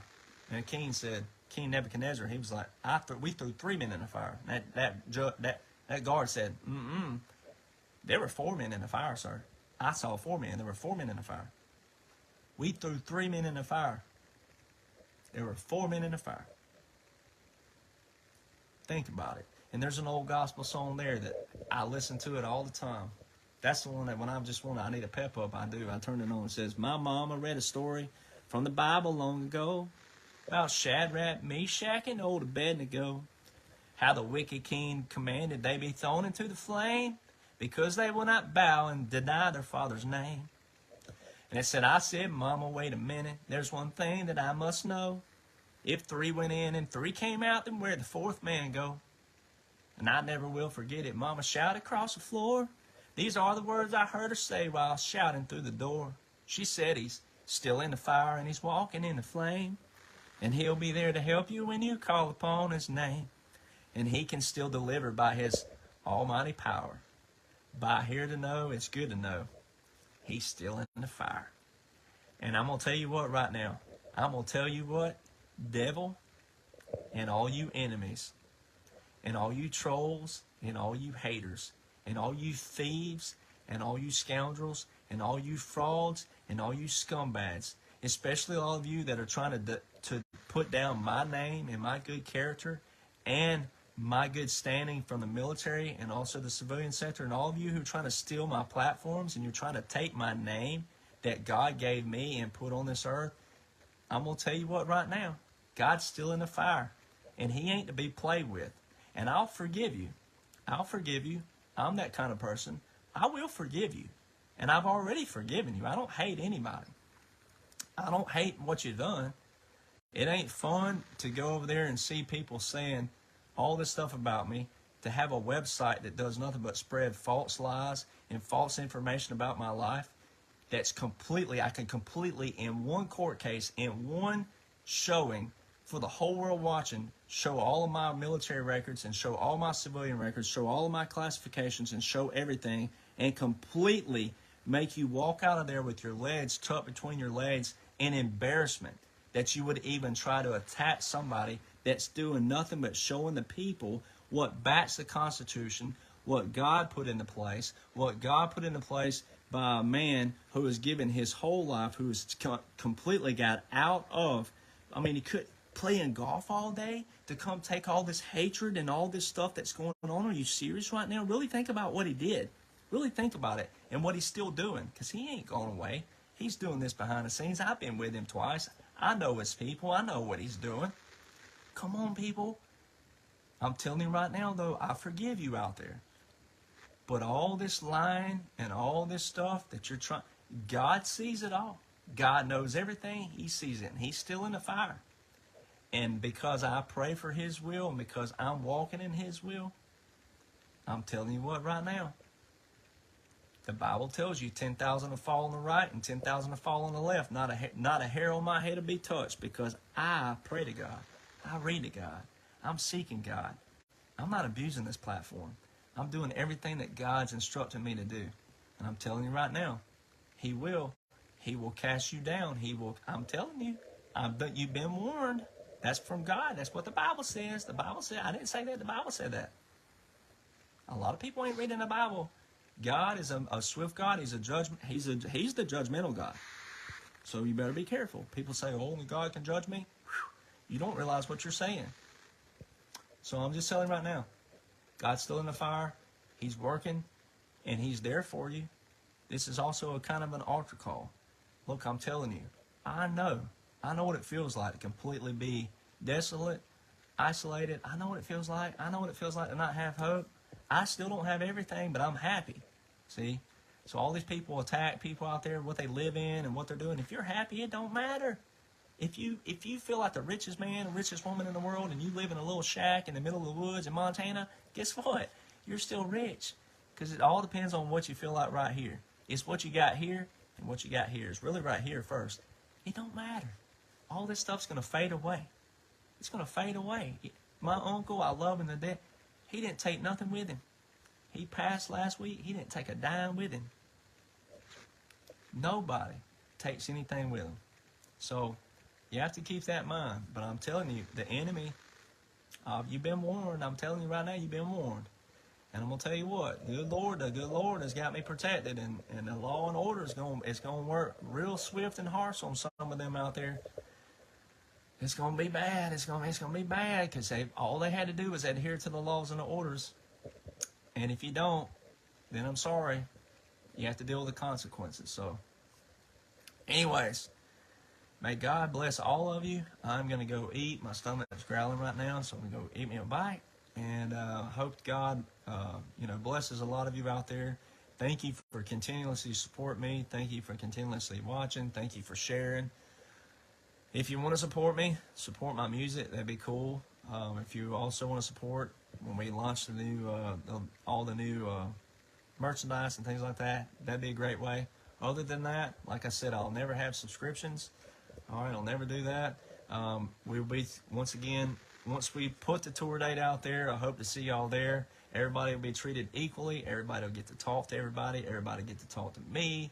Everybody will be equal, treated equally.